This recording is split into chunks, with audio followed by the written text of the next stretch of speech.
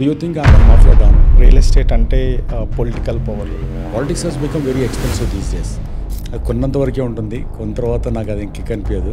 I enjoy especially the super cars. మీరు వాడిన పదాలన్నీ ప్రతి దాంట్లో ఉంటాయి. కొంతమంది ఫిల్మ్ యాక్టర్స్ని కూడా చూస్తాం.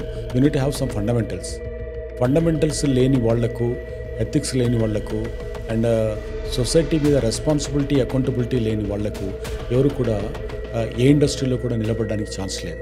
So 100 acres venture, 500 acres venture, 300 acres ventures అని మామూలుగా మార్కెట్ చేస్తూ ఉంటారు సార్. యాక్చువల్గా 300 acres ఉంటాయి.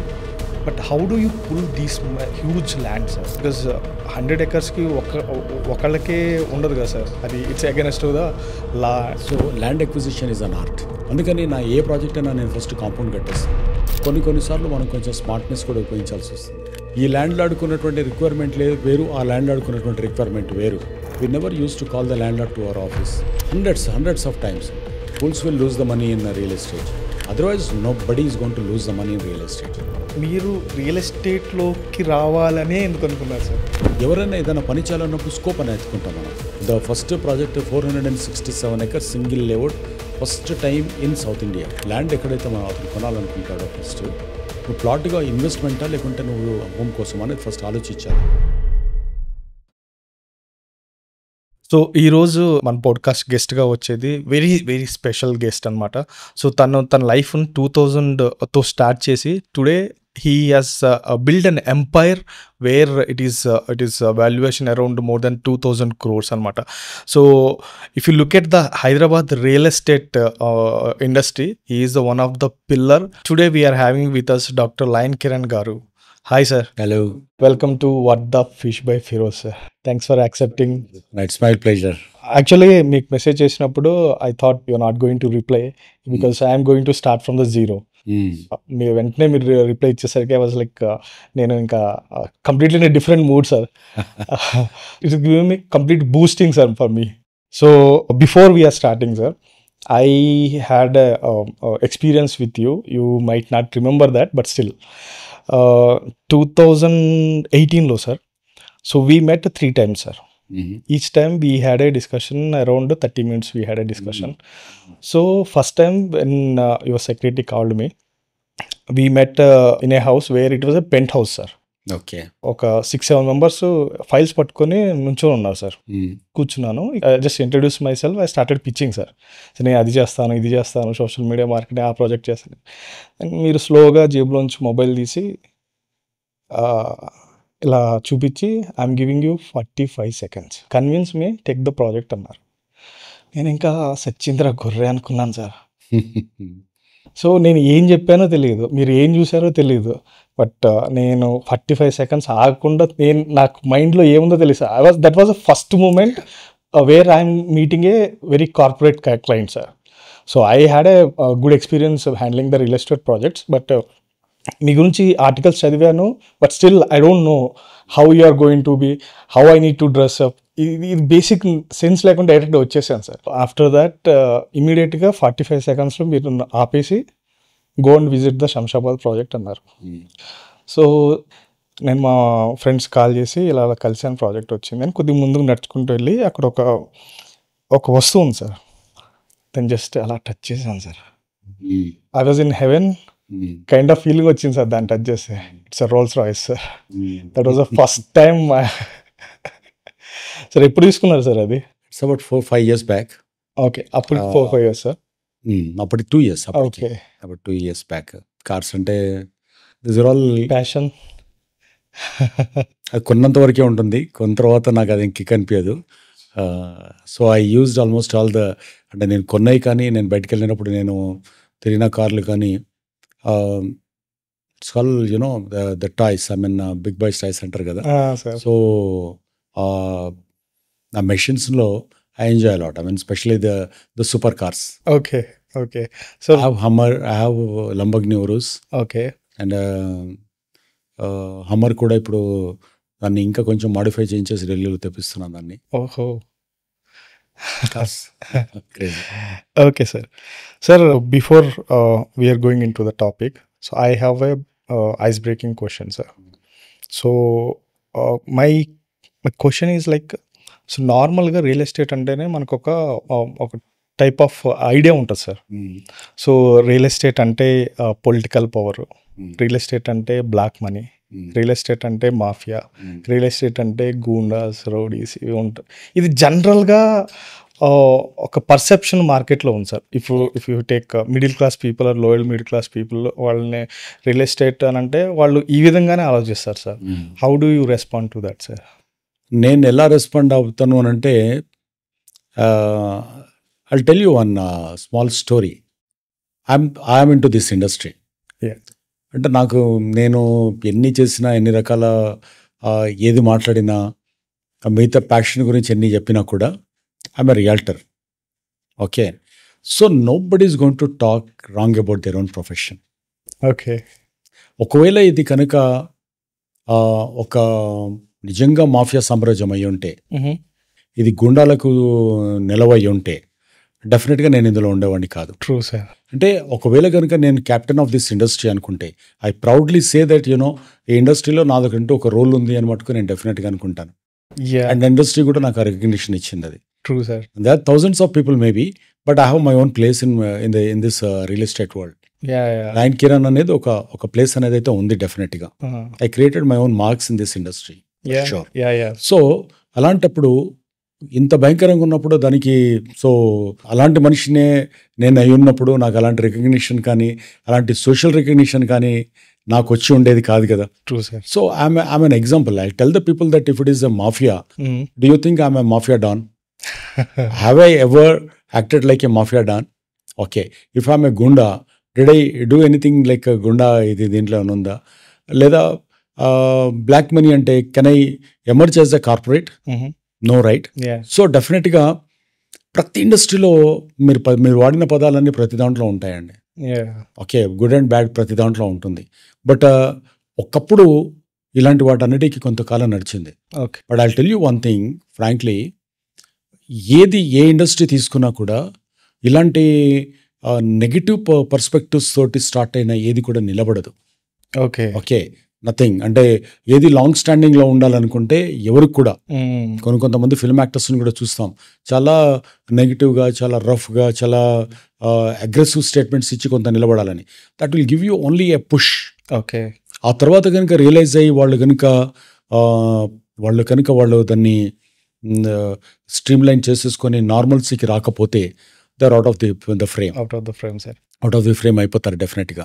సో దీంట్లో మనం నేర్చుకోవాల్సిన సూత్రం ఏంటంటే, ఓన్లీ లాంగ్ స్టాండింగ్లో ఉండాలి అనుకుంటే only you need to have some fundamentals లేని వాళ్లకు, ఎథిక్స్ లేని వాళ్లకు, అండ్ సొసైటీ మీద రెస్పాన్సిబిలిటీ, అకౌంటబిలిటీ లేని వాళ్లకు ఎవరు కూడా ఏ ఇండస్ట్రీలో కూడా నిలబడడానికి ఛాన్స్ లేదు.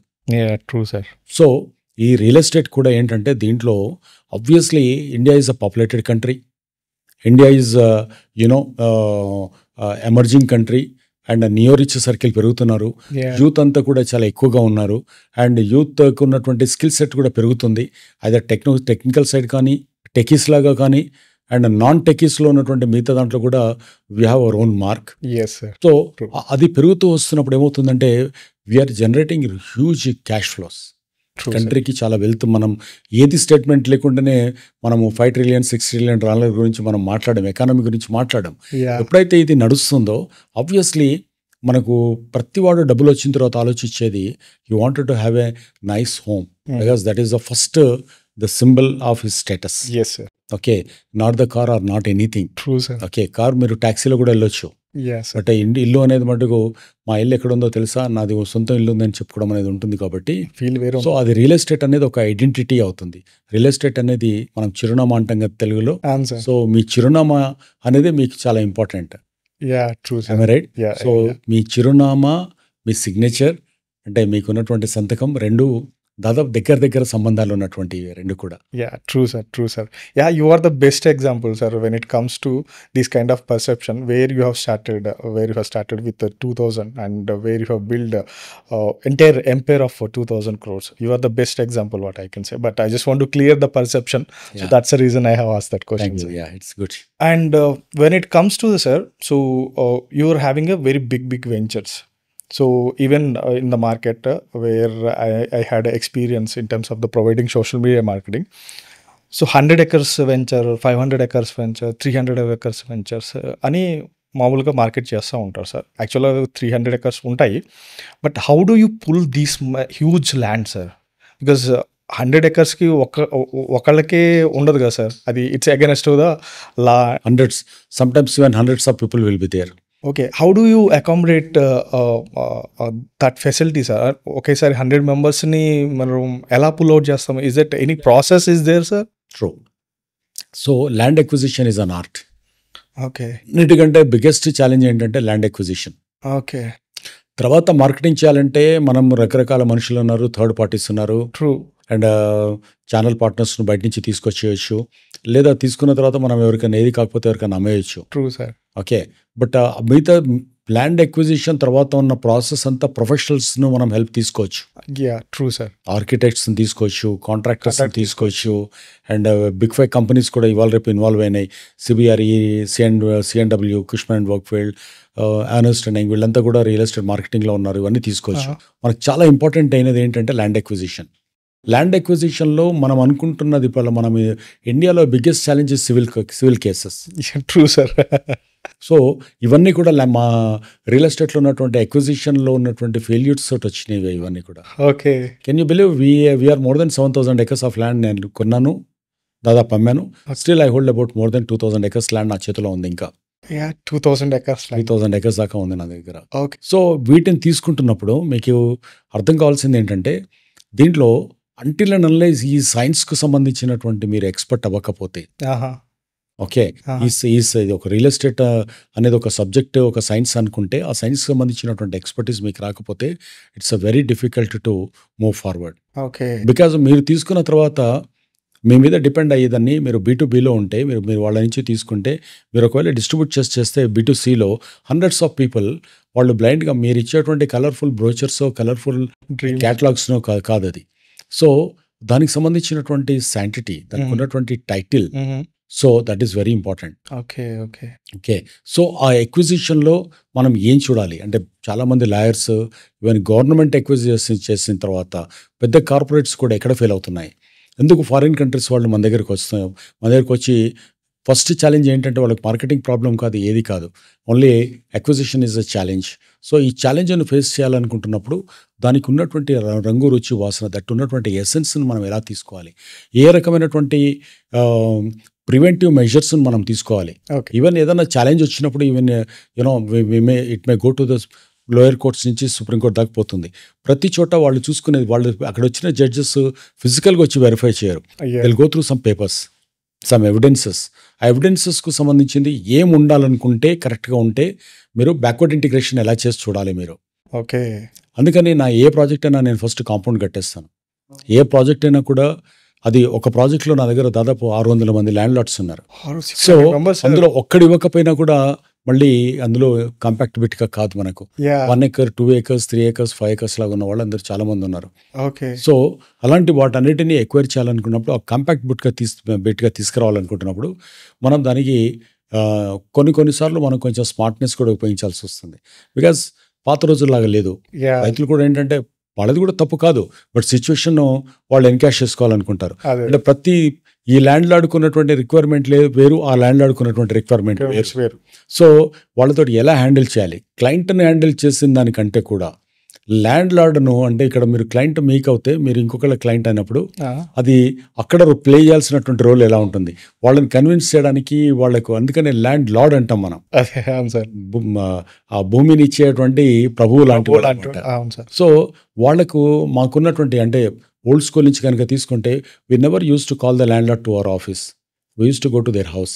ఓకే ఓకే, సో ఇప్పటికీ ఆ కొన్ని పద్ధతులు ఏంటంటే ల్యాండ్ లార్డ్ దగ్గరికి కొనేవాళ్ళు వెళ్ళాలి అనేది ఒక ట్రెడిషన్ ఇండస్ట్రీలో. ఓకే, ఒక్కొక్క ఇండస్ట్రీ కొన్ని సెంటిమెంట్స్ ఉంటాయి కదా, సరే అలాంటి జరిగి ఉండాలని లేదు, but that is one of the tradition. So ఇక్కడ వాళ్ళని మనం ఎలా కన్విన్స్ చేస్తాము, వాళ్ళకి కావాల్సినటువంటి దాన్ని ఎలా తీసుకురావాలి. కొన్నిసార్లు సామవేద దాన దండోపాయాలాగా వాళ్ళు మనల్ని బ్లాక్మెయిల్ చేయాలని చూసినప్పుడు, ఇవ్వాలని ఇచ్చినప్పుడు, ఇచ్చి మళ్ళీ బ్యాక్అవుట్ అయినప్పుడు ఎలాంటి చేయాలో దానికి సంబంధించినటువంటి ఆ స్ట్రాటజీ లేకపోతే మటుకు ఆ స్మార్ట్నెస్ లేకపోతే మటుకు మనం రియల్ ఎస్టేట్లో ఫెయిల్ అయిపోతాం. ఫెయిల్ అయిపోతాం. Okay. Okay. So that's my art అది. సో నాకున్నటువంటి దాంట్లో ఇవాళ ఏ ప్రాజెక్ట్లో కూడా నాకు ల్యాండ్ లార్డ్ ఇష్యూస్ లేవు. ఓకే. మనం డెవలప్మెంట్ కొంచెం లేట్ అయి ఉండొచ్చు నా దగ్గర కొన్ని సార్లు, లేదా ఇంకేదైనా ఇష్యూస్ వచ్చి నేను ఓవర్కమ్ అయ్యాను. కానీ యాహ్! అసలు మెయిన్గా అసలు ల్యాండ్ దగ్గరే ప్రాబ్లం వస్తే ఇంక తర్వాత అది ఏది లేదు అది. యాహ్! యాహ్! సో ఇవాళ అన్ని చోట్లలో వచ్చే ఛాలెంజ్ ఏంటంటే ల్యాండ్కి సంబంధించింది. First challenge is the land procurement. Second challenge is I don't call it yes a challenges యాక్చువల్గా. సెకండ్ పాయింట్ వచ్చేటప్పటికి మీకు ప్లానింగ్ రాక, అంటే వాళ్ళు యాక్చువల్గా ఫిజికల్గా ఒకటి ఉంటుంది, ఫస్ట్ అయితే నడిపించవచ్చులే అని ఏదో రకంగా వేసుకుంటారు వాళ్ళు. అదే సార్. అది proper scientific system follow over ప్లానింగ్లో. Okay. And third one is దానికి సంబంధించినటువంటి క్యాష్ ఫ్లోస్ను ప్రాపర్గా ప్లాన్ చేయడం. ఓకే. ఓకే. అంటే ఈ డబ్బులు వస్తుంటే ఏదో 20% ఉంటే ల్యాండ్ కొనిద్దామని వెళ్తారు, మిగిలిన 80% ఎలా రావాలి, ఓకే. ఓకే. మిగతా ఒకవేళ కనుక స్ట్రక్ అయిపోయి బ్యాక్ ఏదైనా అయినప్పుడు మళ్ళీ మనం ఎలా సర్వైవ్ అవ్వాలి, ఓకే. ఇలాంటి 360 degrees అప్రోచ్ లేకపోయినప్పటికీ వాట్ విల్ హ్యాపెన్ ఈజ్ ఈ ఉన్న 20% వస్తుందో లేదో తెలియదు, మళ్ళీ రైతులు వచ్చి మళ్ళీ దున్నే ఛాన్సెస్ ఉంటుంది. లేదు మీరు అమ్మలేకపోయినప్పుడు మీకు ఒకసారి మళ్ళీ మీకు ప్రాబ్లం అవుతుంది. అదే. అండ్ క్యాష్ ఫ్లోస్ మీట్ అవ్వలేనప్పుడు ఒక ప్రాబ్లం అవుతుంది. ఓకే. ఇవన్నీ బాగున్న తర్వాత మార్కెటింగ్లో ప్రాపర్గా మీరు క్లయింట్ని తెచ్చుకొని సరిగ్గా దాన్ని క్లయింట్కు ప్రాపర్ వాల్యుయేషన్ కానీ వాళ్ళకి రావాల్సినటువంటి రిటర్న్స్ రాకపోయినప్పుడు మీ మీద ట్రస్ట్ పోతుంది. వాళ్ళకి 2x 3x 4x అనేది వాళ్ళకి బెనిఫిట్ కలగాలి అక్కడ. యాహ్! ఇవన్నీ బాగున్న తర్వాత మీరు కాంప్లైన్సెస్లో మీరు సరిగ్గా అప్రూవల్ ప్రాసెస్ కానీ, ఓకే, అథారిటీస్ నుంచి తీసుకునే ప్రాసెస్లో ఎక్కడన్నా తేడాలు ఉండడం కానీ, ఓకే. లేకపోతే మీరు నెక్స్ట్ లెవెల్కి వెళ్ళినప్పుడు వాటిని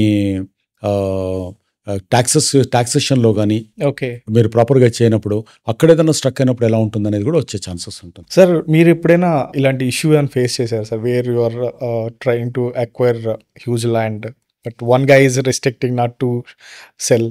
హండ్రెడ్స్ ఆఫ్ టైమ్స్ ఉంటాయి. ఓకే. ఓకే. చాలా సార్లు వస్తాయి.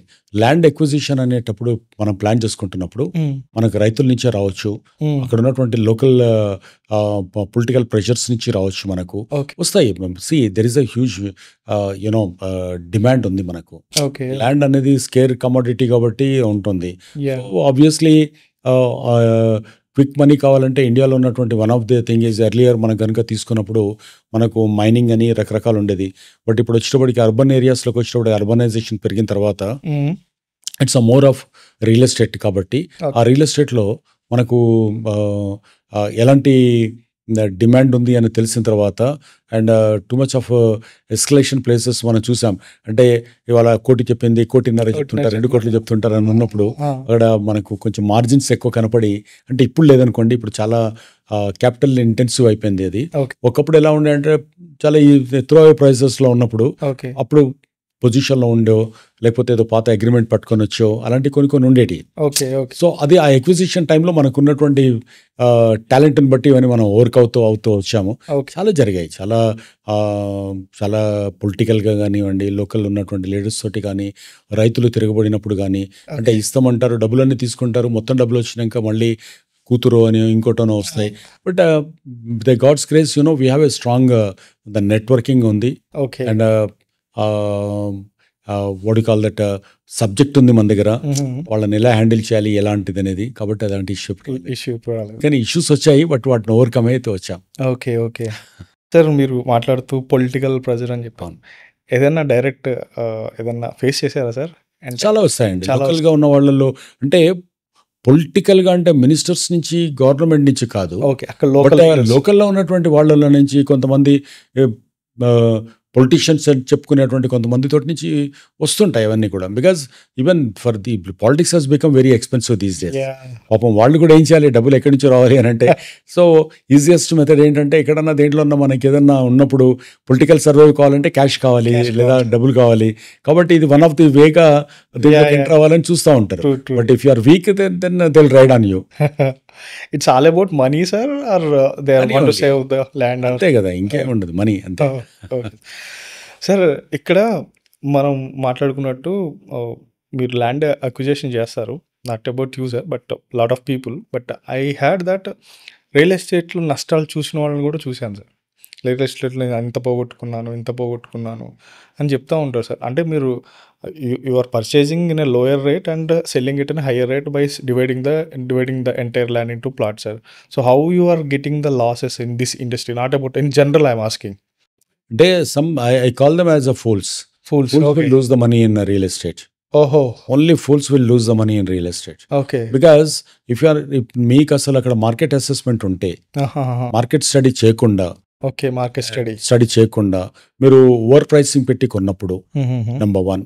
నెంబర్ 2 ఏంటంటే, if you are buying the land and without checking the documents, okay, without checking the documents and without checking, cross checking, అంటే వాళ్ళకు అందరూ నలుగురు కొడుకులు ఉంటే 2 కొడుకులకే ఇచ్చి తీసుకుంటున్నారా, లేకుంటే మీరు కూతుళ్ళని ఇగ్నోర్ చేసినారా, ఇలాంటి ఏదన్నా, లేకుంటే డాక్యుమెంట్లో ఉన్నప్పుడు దాని బ్యాక్గ్రౌండ్ వెరిఫికేషన్ చేయకుండా ఇంకో అగ్రిమెంట్ ఉందా, ఇది ఫస్ట్ డాక్యుమెంటా, సెకండ్ డాక్యుమెంటా, లీగల్ వెరిఫికేషన్, టైటిల్ వెరిఫికేషన్ ప్రాపర్గా చేయకుండా ఉన్నప్పుడు, లేదా అందులో నుంచి ఏదైనా మాస్టర్ ప్లాన్ రోడ్ వెళ్తుందా, ఆ డాక్యుమెంట్కు దాని చరిత్ర ఏంటి, పుట్టుపూర్వోత్తరాలు ఏంటి తెలియనప్పుడు, సో ఇలాంటి అప్పుడు it is all related to the title related. ఇవన్నీ కూడా టైటిల్ రిలేటెడ్ మీకు లేకుండా క్రేజీగా అదేదో ల్యాండ్ చూడగానే చాలా నచ్చిందని చెప్పేసి అలా మీరు పోయి ఉంటే మీరు ఆ రకంగా దెబ్బతింటారు.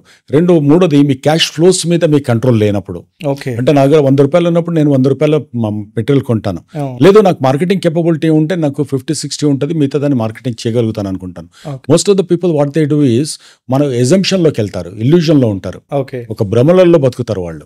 సో అలాంటి భ్రమలలో ఉన్న వాళ్ళను డెఫినెట్గా వాళ్ళను ఆ భ్రమల్లో నుంచే నెట్టివేయబడతారు వాళ్ళంతా కూడా. సో అంటే నా దగ్గర ఉన్న దానికి కెపాసిటీకి నేను ఎక్కువగా చేసి ఆశ అత్యాశకు పోయినప్పుడు అది మీరు దెబ్బతినే ఛాన్సెస్ ఉంటుంది. Otherwise nobody is going to lose the money in real estate. Okay, so you will go this minute level, sir, while you are buying it? Minutest, that's my DNA.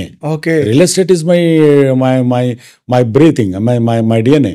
Okay. So నేను ఆలోచించుకోవాలనుకుంటున్నప్పుడు ఒక expert doctor లాగా always call ఒక real estate లోకి enter అయిన అతను, మీరు ఒక doctor లాగా, ఒక సైంటిస్ట్ లాగా, ఒక ఇంజనీర్ లాగా మీరు ఉండాలి. ఒక రియల్ ఎస్టేట్ డాక్టర్, ఒక రియల్ ఎస్టేట్ సైంటిస్ట్, ఒక రియల్ ఎస్టేట్ దీనిలాగా ఉండాలి మీరు. అంటే మీ ముందు పేషెంట్ బాగా చూస్తారా అంటే చూడడానికే డాక్టర్ అవుతావు కదా, రైట్? ఒక మంచి బిల్డింగ్ కడుతున్నాడు, నువ్వు చక్కగా కడతావా అంటే కట్టడానికే కదా అతను ఇంజనీర్ ఉండేది అక్కడ. మంచి ఆర్కిటెక్ట్ ఉన్నాడంటే ఇలాంటి ఫ్లాస్ లేకుండా ఉండాలి కదా. అంటే అది ప్యాషన్ డ్రివెన్ గా ఉండాలి. అంటే నేను దాన్ని చేయగలుగుతాను, అది నాకు చాలా నాకు ఇష్టమైతేనే అందులోకి మనం ఏదైనా ఒక వృత్తిని మనం ఎన్నుకోవాలి. ఇష్టం కాని వృత్తిలో ఓన్లీ డబ్బుల మీద దానితోటి మనం దీంట్లోకి వచ్చినప్పుడు మీరు సబ్జెక్ట్ లేదనుకోండి, subject is king. Subject is king. If you wanted to be a king, you need to be the king of that particular master of that subject. True sir. So ఇది not only in the real estate, A industry, this is universal statement. Yeah sir, it's a universal slogan. True sir. So sir, now మీరు I had in the videos and even I read the articles where you have started your journey with the 2000. So మీరు real estate లోకి రావాలనే ఎందుకు అనుకున్నారు sir? Real estate లోకి రావాలని అనుకోలేదు నేను. ఓకే, నేను యాక్చువల్గా రకరకాల ప్రయత్నాలు చేశాను. సివిల్స్కి వెళ్ళాను, ఇంకోటి అలా అన్నీ జరిగాయి. బట్ రియల్ ఎస్టేట్లోకి వస్తున్నప్పుడు ఏంటంటే నేను వీటన్నిటికీ అంటే రకరకాల ఎగ్జామ్స్ రాసి వీటన్నిటిని చేద్దాం అనుకుంటున్నప్పుడు రియల్ ఎస్టేట్లోకి ఎంటర్ అయ్యే కంటే ముందు నేను ఎల్ఐసిలో వాటిలలో డెవలప్మెంట్ ఆఫీసర్గా అదంతా ప్లాన్ చేసుకున్నప్పుడు ఇక్కడ నాకు కనపడింది ఏంటంటే దిస్ ఇస్ ఎవరైనా ఏదైనా పని చేయాలన్నప్పుడు స్కోప్ అని ఎత్తుకుంటాం మనం. అరే చాలా స్కోప్ ఉంది బాస్ అంటాం. మేము రియల్ ఎస్టేట్ ప్రాజెక్ట్ చేయాలనుకుంటున్నప్పుడు ఇందులో మనము ఇక్కడ అంతా నార్మల్గా ఉంది, బట్ ఈ ప్రాజెక్ట్ వేస్తే చాలా బాగుంటుంది అనుకుంటాం. నేను ఆ ఇన్స్ట్రుమెంట్ కింద చూసుకున్నాను అక్కడ. సో ఇక్కడ చాలా స్కోప్ ఉంది. అనార్గనైజ్డ్ సెక్టర్లో మనం ప్రతిదీ కొంచెం కొత్తగా ఆలోచిస్తుంటాం, కొత్తగా చేస్తాం. కాబట్టి అది కనుక చేస్తే నేను ఒక ప్రొఫెషనల్ గా కనుక దీంట్లోకి ఎంటర్ అయితే ఆ ప్రొఫెషనలిజం కోసం అందరూ చాలా ఎత్తుకుతా ఉన్నారు. ఆ ఎతికే దాంట్లో నేను కనపడితే చాలు కదా అని అనుకున్నాను అంతే. Okay, that's how you started. That's how I started. Initial stage లో sir you are into open plots or in this sir, what is the biggest project you have plan sir? Initial గా ఉన్నప్పుడు ఏ project biggest గా plan చేశారు sir? ఇనిషియల్గా నేను employee ఉన్నప్పుడు నేను ప్లాన్ చేసేది ఏముండదు, నేను దాంట్లో ఉండేవాడిని. స్విచ్ పెట్టి 20 years అవుతుంది. ఈ 20 yearsలో నేను ఫస్ట్ ప్రాజెక్ట్ నేను ప్లాన్ చేసింది అంటే 30 acres, 50 acres, 60 acres అలాంటి ప్రాజెక్టులన్నీ వచ్చాయి. The first project 467 acres single layout, first time in south India. 460 acres, sir. 460 20 years back. acres 20 years back. Oh, so అది దాంట్లో మీరు చూస్తే post office, police station, bus stand, schools దగ్గర నుంచి అన్నీ ఉంటాయి అందులో. అది మాస్టర్ ప్లానింగ్ కోసం పూనాకి వెళ్ళింది. ఎన్బిసిసికి పంపించి దాన్ని చేయించుకొని వచ్చారు. okay. బికాస్ అది it's almost like a village, Yeah. Town, sorry, ఒక టౌన్ లాగా అది. పోస్ట్ ఆఫీస్ పోలీస్ ఉన్నాయంటే ఆల్మోస్ట్ ఇంకా అది. దాదాపు 8,000 ప్లాట్స్ అందులో. ఓకే. 8,000 ప్లాట్స్లో మీరు పాపులేషన్ వైజ్గా తీసుకుంటే 34,000-35,000 పాపులేషన్కి వస్తుంది అది. ఓకే. ఒక మినీ మున్సిపాలిటీ లాగా ఫ్యూచర్లో అయ్యే ఛాన్సెస్ ఉంది అది. ఇప్పుడు పికప్ అవుతుంది అది. Okay. We started selling at 1,400 rupees Okay. And last sold was 4,500 rupees అక్కడ. Okay. ఇవాళ 14,000-15,000 రూపీస్ రీసేల్ నడుస్తుంది. ఓకే. నేను ఏ ప్రాజెక్ట్ వేసినా అది 4x 5x అయింది. ఏది కూడా నార్మల్గా ఉన్నది ఏది లేదు, ఏ ప్రాజెక్ట్ కూడా. ఓకే. సో ఇందులో పేషెన్స్ ఇంపార్టెంట్ అంటారా సార్ మీరు? ప్లానింగ్ ఇంపార్టెంట్ అంటాను. పేషెన్స్ కన్నా ప్లానింగ్ ఇంపార్టెంట్. పేషెన్స్ ఏమి ఉండదండి. ఓకే. కొన్ని కస్టమర్ పేషెంట్గా ఉండాలి. ఓకే. Customer patience. కస్టమర్ ఇవాళ కొని రేపు మార్నింగ్ అమ్ముతానంటే లాభం ఉండదు. బేసికల్ గా Trading మిడిల్ పనికిరాదు క్లాస్ అసలు. ఇదే మైండ్ సెట్ ఉంటుంది కదా సార్. అవును, సో ఇవాళ కొన్న తర్వాత రేపు రేట్ చూస్తాం, ఎల్లుండి చూస్తాం. చూసుకోండి, కానీ దాన్ని రోజువారీగా చూసుకొని రోజువారీగా ఇంత నష్టం అంటే ఇంకా పెరగట్లేదు అది అనుకోవడం తప్పది. అది ఎప్పుడు అది ఆ ఆశతోటే ఇవాళ ప్రీ లాంచ్లు అని చెప్పేసి, లేకుంటే యూడిఎస్లు అని చెప్పేసి అందరూ బోల్తా పడి చాలా మార్కెట్ అంతా కూడా చాలా అప్పుడు మళ్ళీ పన్నీ పట్టుకొని వస్తూ ఉంటారు ఇక అందరి దగ్గరికి. అలాంటిది కాదు అది. Yeah sir. సో మీరు ఇనిషియల్గా స్టార్ట్ చేసినప్పుడు what motivated you sir? It's money or you want to be in this, you want to master in this field or what exactly? Money never motivated me. Okay. అంటే అది చాలా వింతగా అనిపిస్తుంది. Money కాకుండా ఎవరు మనీ కోసమే పనిచేస్తారు ఎవరైనా. నీడ్ అదే ఉంటుంది. బట్ నేను ఈ ఇండస్ట్రీలో కాదు, ఏ ఇండస్ట్రీలో ఏం చెప్తానంటే, ఓకే. నువ్వు మనీ వెనుక పరిగెడతావా, నీ వెనుక మనీ పరిగెడుతుందా? దాన్ని పరిగెట్టడం తోటి అది పరిగెడతా ఉంటుంది, నీ జీవితం అంతా దాన్ని పట్టుకోవడానికే అయిపోతుంది. సరిపోతుంది. మనీ నీ వెనుక పరిగెడుతుంటే అది నిన్ను పట్టుకోవడానికి పరిగెడుతూ ఉంటుంది. నువ్వు దాన్ని వద్దని పరిగెడతా ఉంటే అది నీ వెనక ఎప్పుడూ ఉంటుంది. Yeah true. వెనక ఎప్పుడు మనీ ఉంటుంది అది. So what I mean to say is, అంటే చాలుక్తిగా నేను చెప్పినా కూడా, what I wanted to tell you is, ఎప్పుడైతే మనకంటూ ఒక ఇమేజ్ బిల్డ్ చేసుకుంటామో, సక్సెస్ ను మనం దాన్ని చూడాలని చూస్తాం. ఒక ప్రాజెక్ట్ తర్వాత ఇంకో ప్రాజెక్ట్, ఒక ప్రాజెక్ట్ క్రియేటివ్ గా చేసినప్పుడు ఇంకో ప్రాజెక్ట్ ఎలా చేస్తాం, నీ దగ్గర ఉన్నటువంటి మనుషులు, నీ దగ్గర ఉన్న టీం కూడా సక్సెస్ అవ్వాలని ఎలా చూస్తాము, నీ క్లయింట్స్ కూడా వాళ్ళని సక్సెస్ ను టేస్ట్ చేయాలని చూస్తారు. మీకేముంటుందండి, మీరు ముందు నిలబెడితే వాళ్ళు నెడతా ఉంటారు, మీరు ముందుకు వెళ్తుంటారు. True sir. అంతే. అంటే ఇక్కడ సర్కిల్ కూడా ఇంపార్టెంట్ అవుతుందా సార్? పెంచుకోవచ్చు అండి. మనకు కావాల్సింది మీ దగ్గర ఎంతూజియాజం ఉండాలి. Number 1 enthusiasm, number 2 enthusiasm, number 3 enthusiasm. మీ లోపల ఉత్సాహాన్ని ప్రదర్శించే దాన్ని కార్యాచరణలో పెట్టేటువంటి తత్వం మీకు కావాలి. అంతే. అది లేకపోతే అది ఎవరు తీసుకురాలేదు మేము లోపల.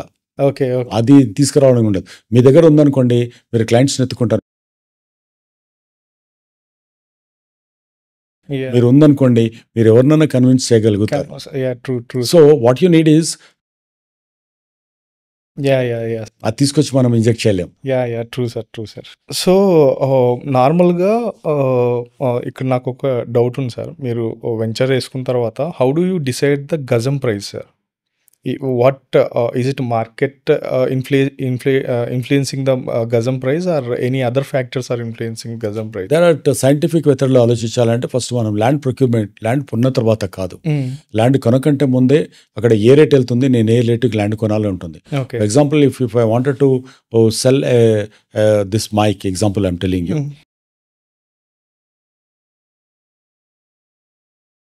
నా దగ్గర నుంచి వెళ్తున్నప్పుడు ప్రోడక్ట్ దానికి ఏ రకమైనటువంటి యూఎస్పీ ఉండాలి. ఓకే.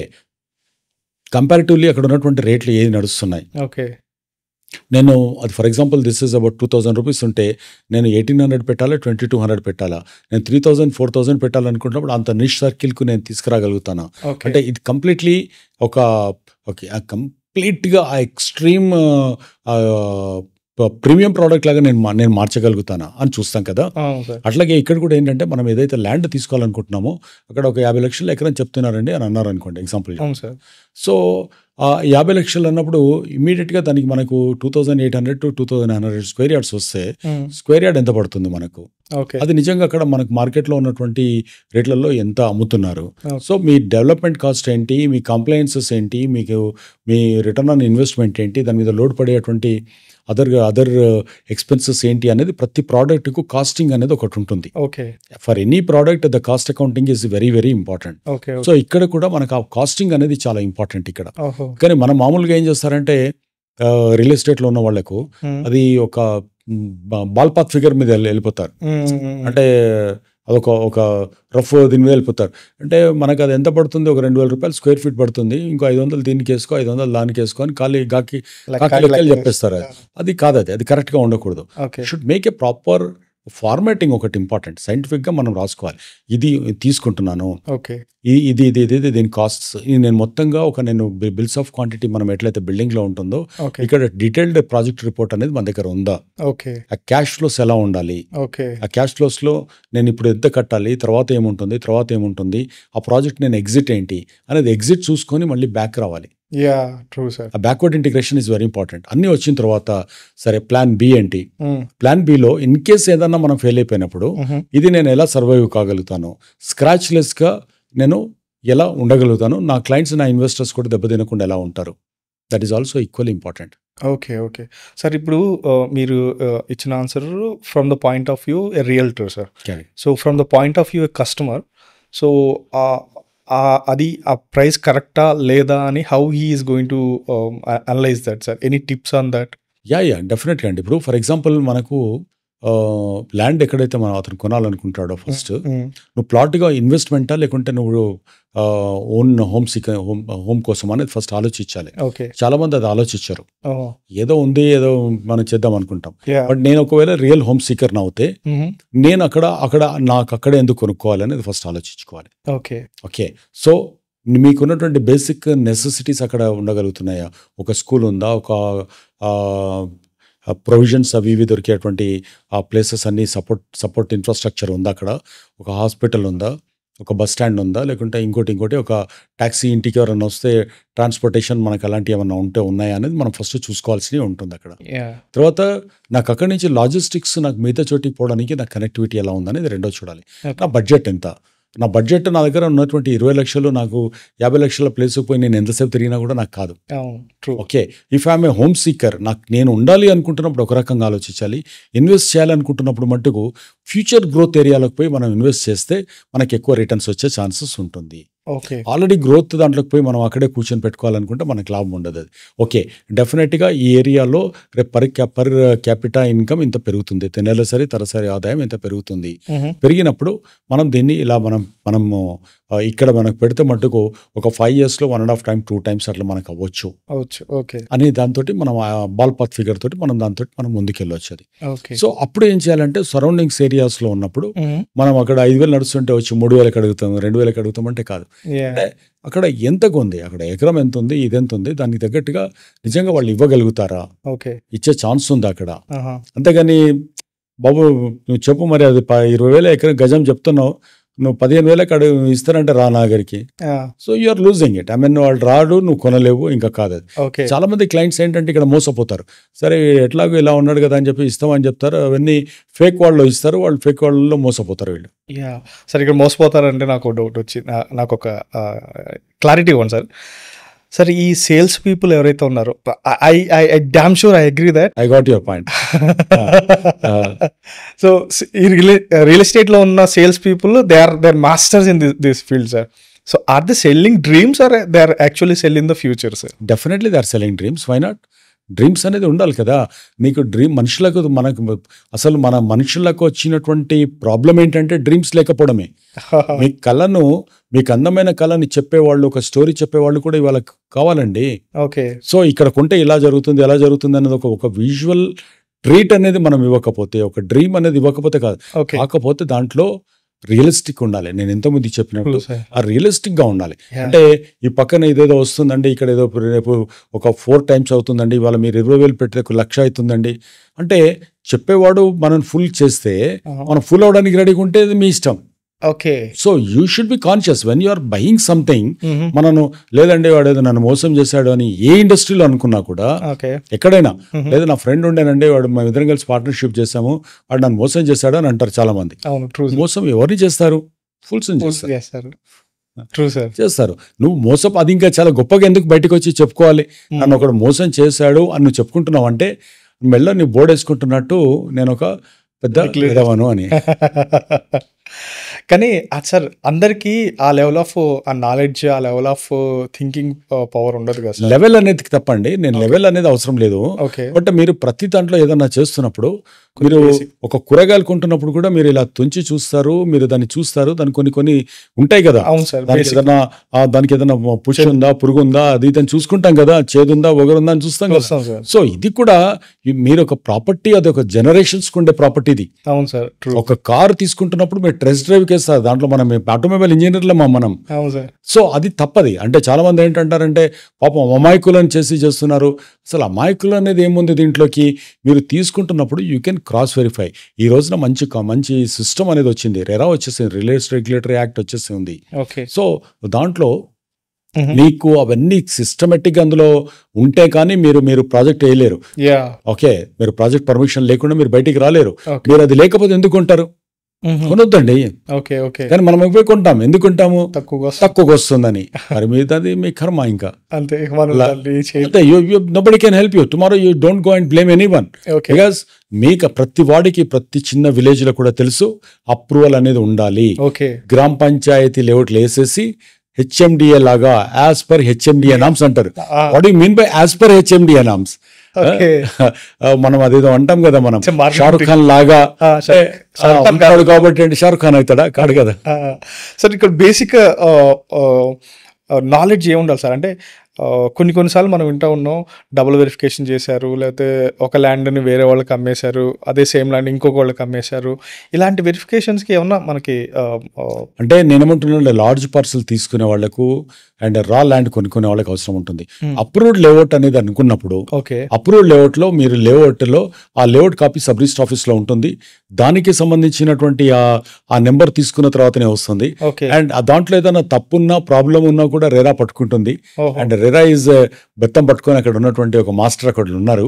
కాబట్టి దాని గురించి వరి అవ్వాల్సిన పని లేదు. మీరు రా ల్యాండ్ కొంటున్నప్పుడు మీకు డబుల్ రిజిస్ట్రేషన్ ఎక్కడన్నా అయ్యే ఛాన్స్ అది కూడా లేదండి ఇప్పుడు. Because if everything is survived and ఇవంతా ఉంది. ఇప్పుడు భూభారతిలో కనపడకపోతే మీకు దాంట్లోకి రాదు. సో ఇవన్నీ కూడా మీరు ఏం చేయడానికి లేదు. మీ ల్యాండ్ కాందానికి మీరు అప్రూవల్ పోయి తెచ్చి ఇవ్వడానికి లేదు. బికాస్ హెచ్ఎండిఏలో జిహెచ్ఎంసీలో ఏ ఫైల్, బి ఫైల్ అని ఉంటుంది, టెక్నికల్ అండ్ రెవెన్యూ ఫైల్ అని ఉంటుంది. అది వాళ్ళు వెరిఫికేషన్ చేసుకున్నాకనే చేస్తారు. అండ్ ఫిజికల్గా they will come and verify the sites. కాబట్టి అలాంటి ఏమి ఉండదు. ఓకే. సో బేసికల్గా ఎవరైనా సరే ఒక ల్యాండ్ని పర్చేస్ చేయాలి అన్నప్పుడు బేసిక్ నాలెడ్జ్తోనే ప్రిపేర్ అయిన తర్వాతనే ఓన్లీ అప్రూవ్డ్ వాటి నుంచి మాత్రమే తీసుకోవడం important. Okay. And first project వేస్తున్నప్పుడు మనం ఎవరైనా ఒక చిన్న అడ్వకేట్ తోటి వెరిఫై చేయించుకోవడం అనేది ఇంపార్టెంట్. సెకండ్ ప్రాజెక్ట్కి వచ్చేప్పటికి అతను పాత చేస్తున్నటువంటి క్రెడెన్షియల్స్ చూసుకొని మనం చేసుకోవచ్చు. ఫిజికల్గా చూసి చేసుకోండి. అండ్ అప్రూవల్స్ చూసి తీసుకోవడం అనేది చాలా ఇంపార్టెంట్. ఓకే. సో సార్ నార్మల్గా ఇన్వెస్ట్మెంట్ చేయాలి అని నేను డిసైడ్ అయ్యాను సార్.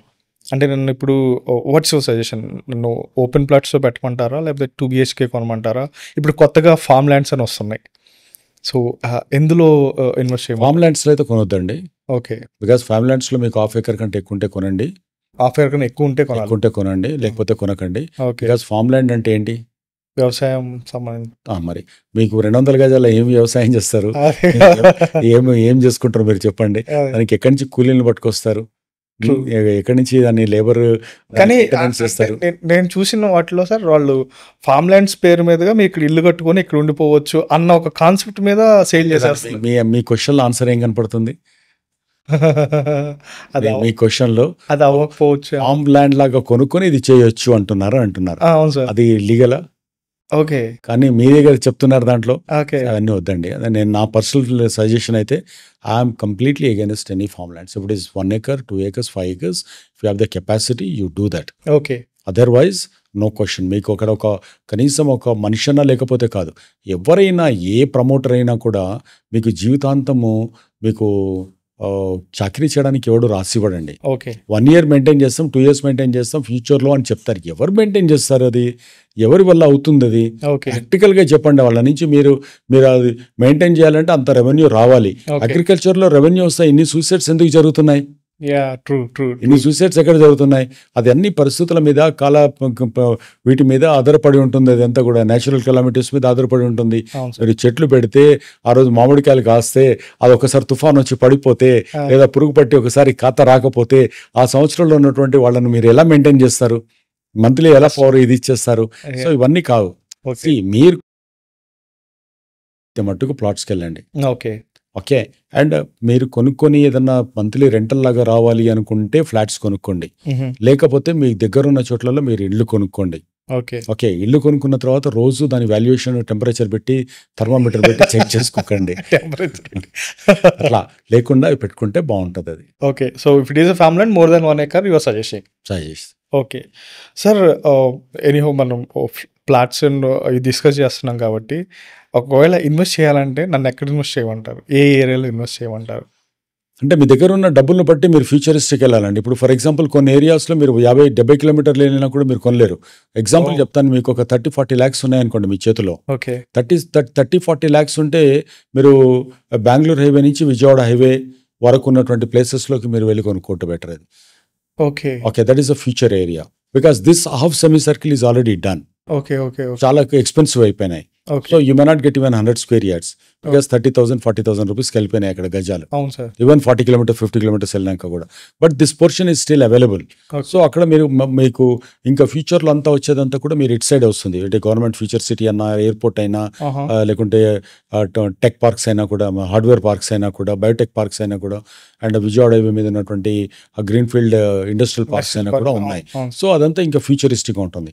అంటే ఒక 3 to 5 years 10 years మీరు స్పాన్ కనుక పెట్టుకుని మనకు ఫ్యూచర్లో బాగుంటుంది మెల్లగా అని అనుకున్నప్పుడు అది చేయాలి. And every second third year ఒక కొంచెం సేవ్ చేసుకుంటూ ఎంత ఉంటే అంత మీరు అలాంటి ఫ్యూచరిస్టిక్ ప్లేసెస్లో వెళ్ళి మీరు ఇన్వెస్ట్ చేస్తే బెటర్గా ఉంటుంది. Okay sir. ఇప్పుడు మీరు అన్నారు విజయవాడ హైవే లేదా బెంగళూరు హైవే అని చెప్పారు. సో అక్కడ ప్రాజెక్ట్స్, పెద్ద ప్రాజెక్ట్స్, పెద్ద కంపెనీస్ ఇన్వెస్ట్ చేయడం వల్ల ట్రాఫిక్ సమస్య కూడా తగ్గే ఛాన్సెస్ ఉంటాయి కదా సార్? డెఫినెట్. అంటే ఇప్పుడు వాటర్ అంటే ఇప్పుడు నేను ఎందుకు అడుగుతున్నా అంటే ఎంటైర్ సిటీలో ఆన్ యావరేజ్ ఒక 30 కదా సార్, నేను ఇంకా ఎక్కువే ఉంటుంది పర్సంటేజ్ తీస్తే.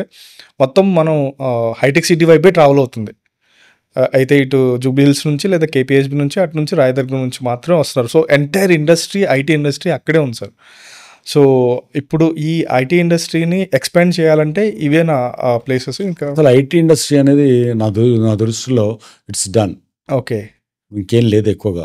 దాంట్లో మీరు ఇంకొక 1 million 2 million పీపుల్ అందులోకి వస్తారనేది లేదు. మనకి ఇంకా హైదరాబాద్లో ఉన్నదంతా కూడా మిగతా బయోటెక్నాలజీ ఉంది, మ్యానుఫ్యాక్చరింగ్ ఉంది, ఆటోమొబైల్ ఉంది, ఇంకా మీకు గ్లోబల్ కేపబిలిటీ సెంటర్స్ మిగతా వీటిని డెవలప్ చేసుకోవడానికి ఉంటారు. ఇలాంటి డేటా సెంటర్స్ ఇవన్నీ వస్తాయి. సో ఇలాంటి వాటికి ఫ్యూచర్ ఉంది ఇంకంతా కూడా. ఇంక ఫ్యూచర్లో ఇంక ఈ సాఫ్ట్వేర్ డెవలప్ చేస్తే వచ్చిన తర్వాత అదే రాసుకుంటూ పోతుంటే ఇంకా మిగతా వాళ్ళకి ఏముంది. సో అది ఐ డోంట్ బిలీవ్ ఇట్. రెండోది ఏంటంటే too much of high rise buildings ఇవ్వడం వల్ల కూడా దాని ఇంపాక్ట్ కూడా సిటీ మీద చాలా ఉంది. సో మీరు ఎంత రోడ్లు ఉంటాయండి, ప్రతి రోడ్ 100 feet అయితే చేయలేం కదా.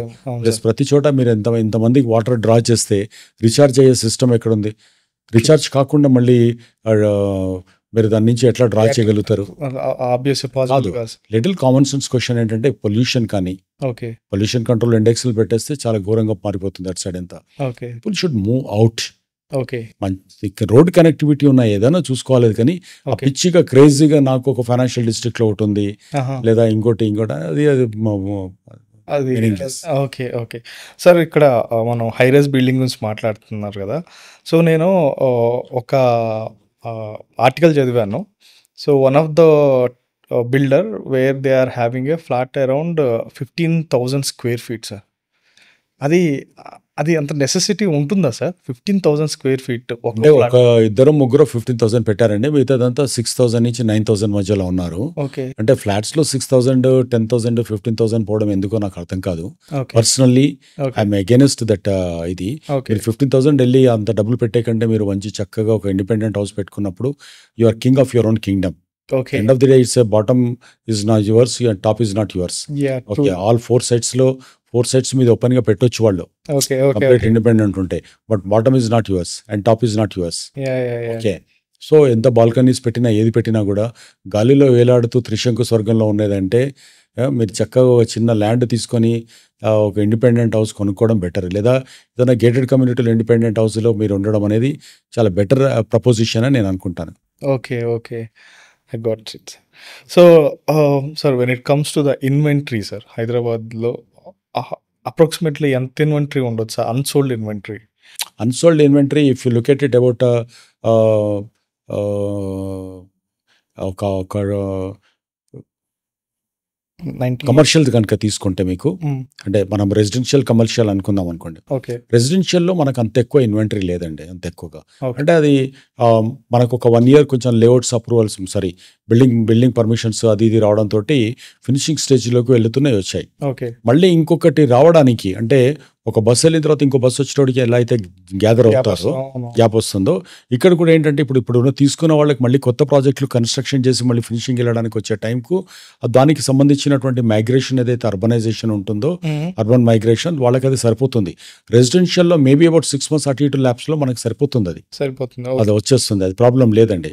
బట్ మనకు మేజర్ కన్సర్న్ ఇక్కడ వచ్చిందంటే కమర్షియల్లో మనకు ఎక్సెస్ దీంట్లో ఉంది ఇప్పుడున్న దాంట్లో.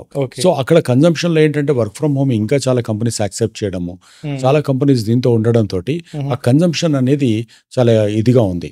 And IT companies recruitment and geo political situations మనం బయట నుంచి కనుక తీసుకున్నప్పుడు, సో ఐటీలో రిక్రూట్మెంట్ కూడా కొంచెం తగ్గే ఛాన్సెస్ ఉంది ఇప్పుడు.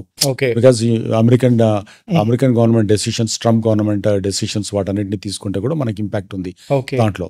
సో అక్కడ ఏంటంటే వేరే కంపెనీస్ వచ్చి ఇక్కడ ఎంతవరకు వాటిని తీసుకుంటాయి, వాళ్ళు ఇక్కడ తీసుకొచ్చి ఇక్కడ సెటప్ చేస్తారా, ఇక్కడున్న వాళ్లకు అక్కడ ఉన్నప్పుడు ఇక్కడ నుంచి మైగ్రేట్ చేసి చేయడానికి ఎంతవరకు ఉంటుంది, ఇలాంటి ప్రోడక్ట్స్ వాళ్ళు కనుక కంపెనీ పెట్టినప్పుడు వాటి మీద కూడా రేపు పొద్దున ఏమన్నా ఇంపోజ్ చేస్తాడా?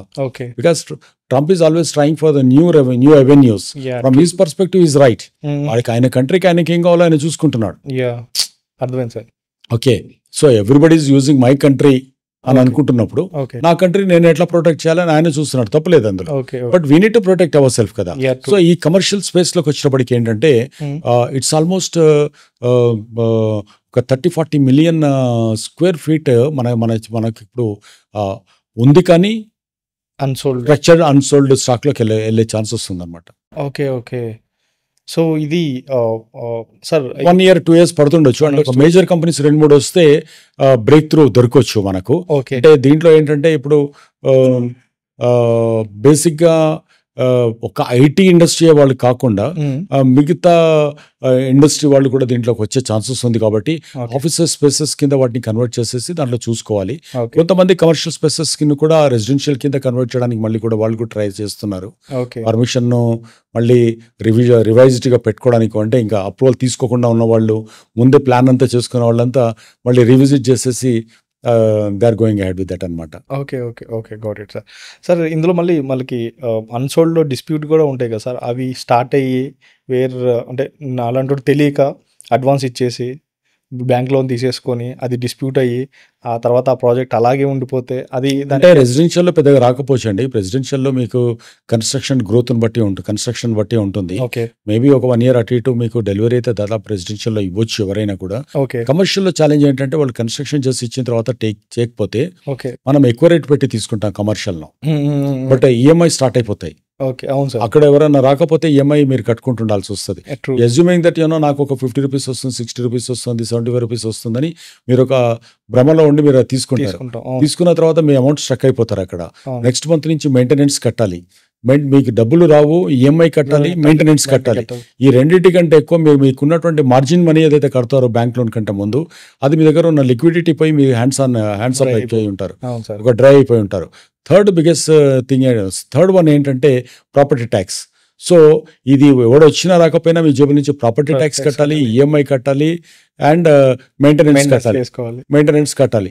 సో ప్లస్ బిల్డింగ్ అది ఐడియల్ గా ఉండే ఇది కూడా ఉంటుంది. కాబట్టి సరే, ఇందాక మీరు మాట్లాడుతూ ఒక బస్సు వెళ్ళిపోయిన తర్వాత ఒక టైం పడుతుంది 2వ బస్సు రావడానికి అని చెప్పారు సార్. అంటే జనరల్గా అడుగుతున్నాను సార్, ఒక గవర్నమెంట్ చేంజ్ అయ్యి వేరే గవర్నమెంట్ ఫామ్ అయిన తర్వాత మార్కెట్ కొన్నిసార్లు బూమ్ అయిపోతుంది, కొన్నిసార్లు డౌన్ అయిపోతుంది. అలా స్టెబిలైజ్ అవటానికి ఛాన్స్ ఉంటుందా? ఇది it's because of changing the గవర్నమెంటా, లేకపోతే అది 2-3 ఫ్యాక్టర్స్ ఉంటాయండి ఇక్కడ. ప్రతి గవర్నమెంట్ ఎలక్షన్స్ కంటే 6 నెలల ముందు, ఒక 6 to 7 months ముందు మార్కెట్ ఎప్పుడు స్లో అయిపోతుంది. ఓకే. దానికి 2-3 రీజన్స్ ఉన్నాయి మళ్ళీ. ఓకే. అదేంటంటే ఒకటేమో క్యాష్ పుల్ చేస్తారు అందరు. ఓకే. ఓకే. సో దాంతో ఉంటుంది, ఓకే. స్పెక్యులేటివ్గా ఉంటుంది. గవర్నమెంట్ ఆఫీసర్స్ వీళ్ళు వాళ్ళంతా దాంట్లో బిజీగా ఉంటారు. ఓకే. అండ్ యూనో కొంచెం మార్కెట్ స్పెక్యులేటివ్గా ఉంటుంది కాబట్టి తగ్గే ఛాన్సెస్, కొంచెం స్లో అయ్యే ఛాన్సెస్ ఉంటాయి. ఓకే. గవర్నమెంట్ ఫామ్ అయిపోయిన తర్వాత కొత్త గవర్నమెంట్కి గ్రిప్ రావడము అది ఉంటుంది కాబట్టి దానికి ఒక 6 months పడుతుంది. కొన్నిసార్లు కొన్ని పాలసీ డెసిషన్స్ అర్థం కాక, గవర్నమెంట్ మీద గ్రిప్ రాక, కొత్త గవర్నమెంట్ ఏదొచ్చినా కూడా వాళ్ళు మళ్ళీ వాళ్ళ మార్క్ చూపించుకోవాలి కాబట్టి కొన్ని హిస్టారికల్ డెసిషన్స్ కొన్నిసార్లు తీసుకుంటారు వాళ్ళు. ఇప్పుడు ధరణి నుంచి భూభారతి అనుకున్నారు. సో అది కావాలనుకుంటున్నప్పుడు ఉండేవి కొన్ని ఉంటాయి. ఇంకొక రకం ఏంటంటే మనకు అదే టైంలో geo political situations across global situations ఏదైనా ఉండొచ్చు.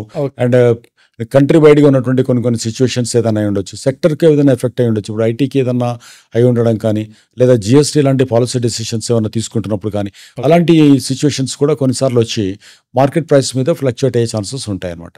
Okay. So it is not only the changing the government, it is a lot other factors are also there. Okay. Okay. Okay. So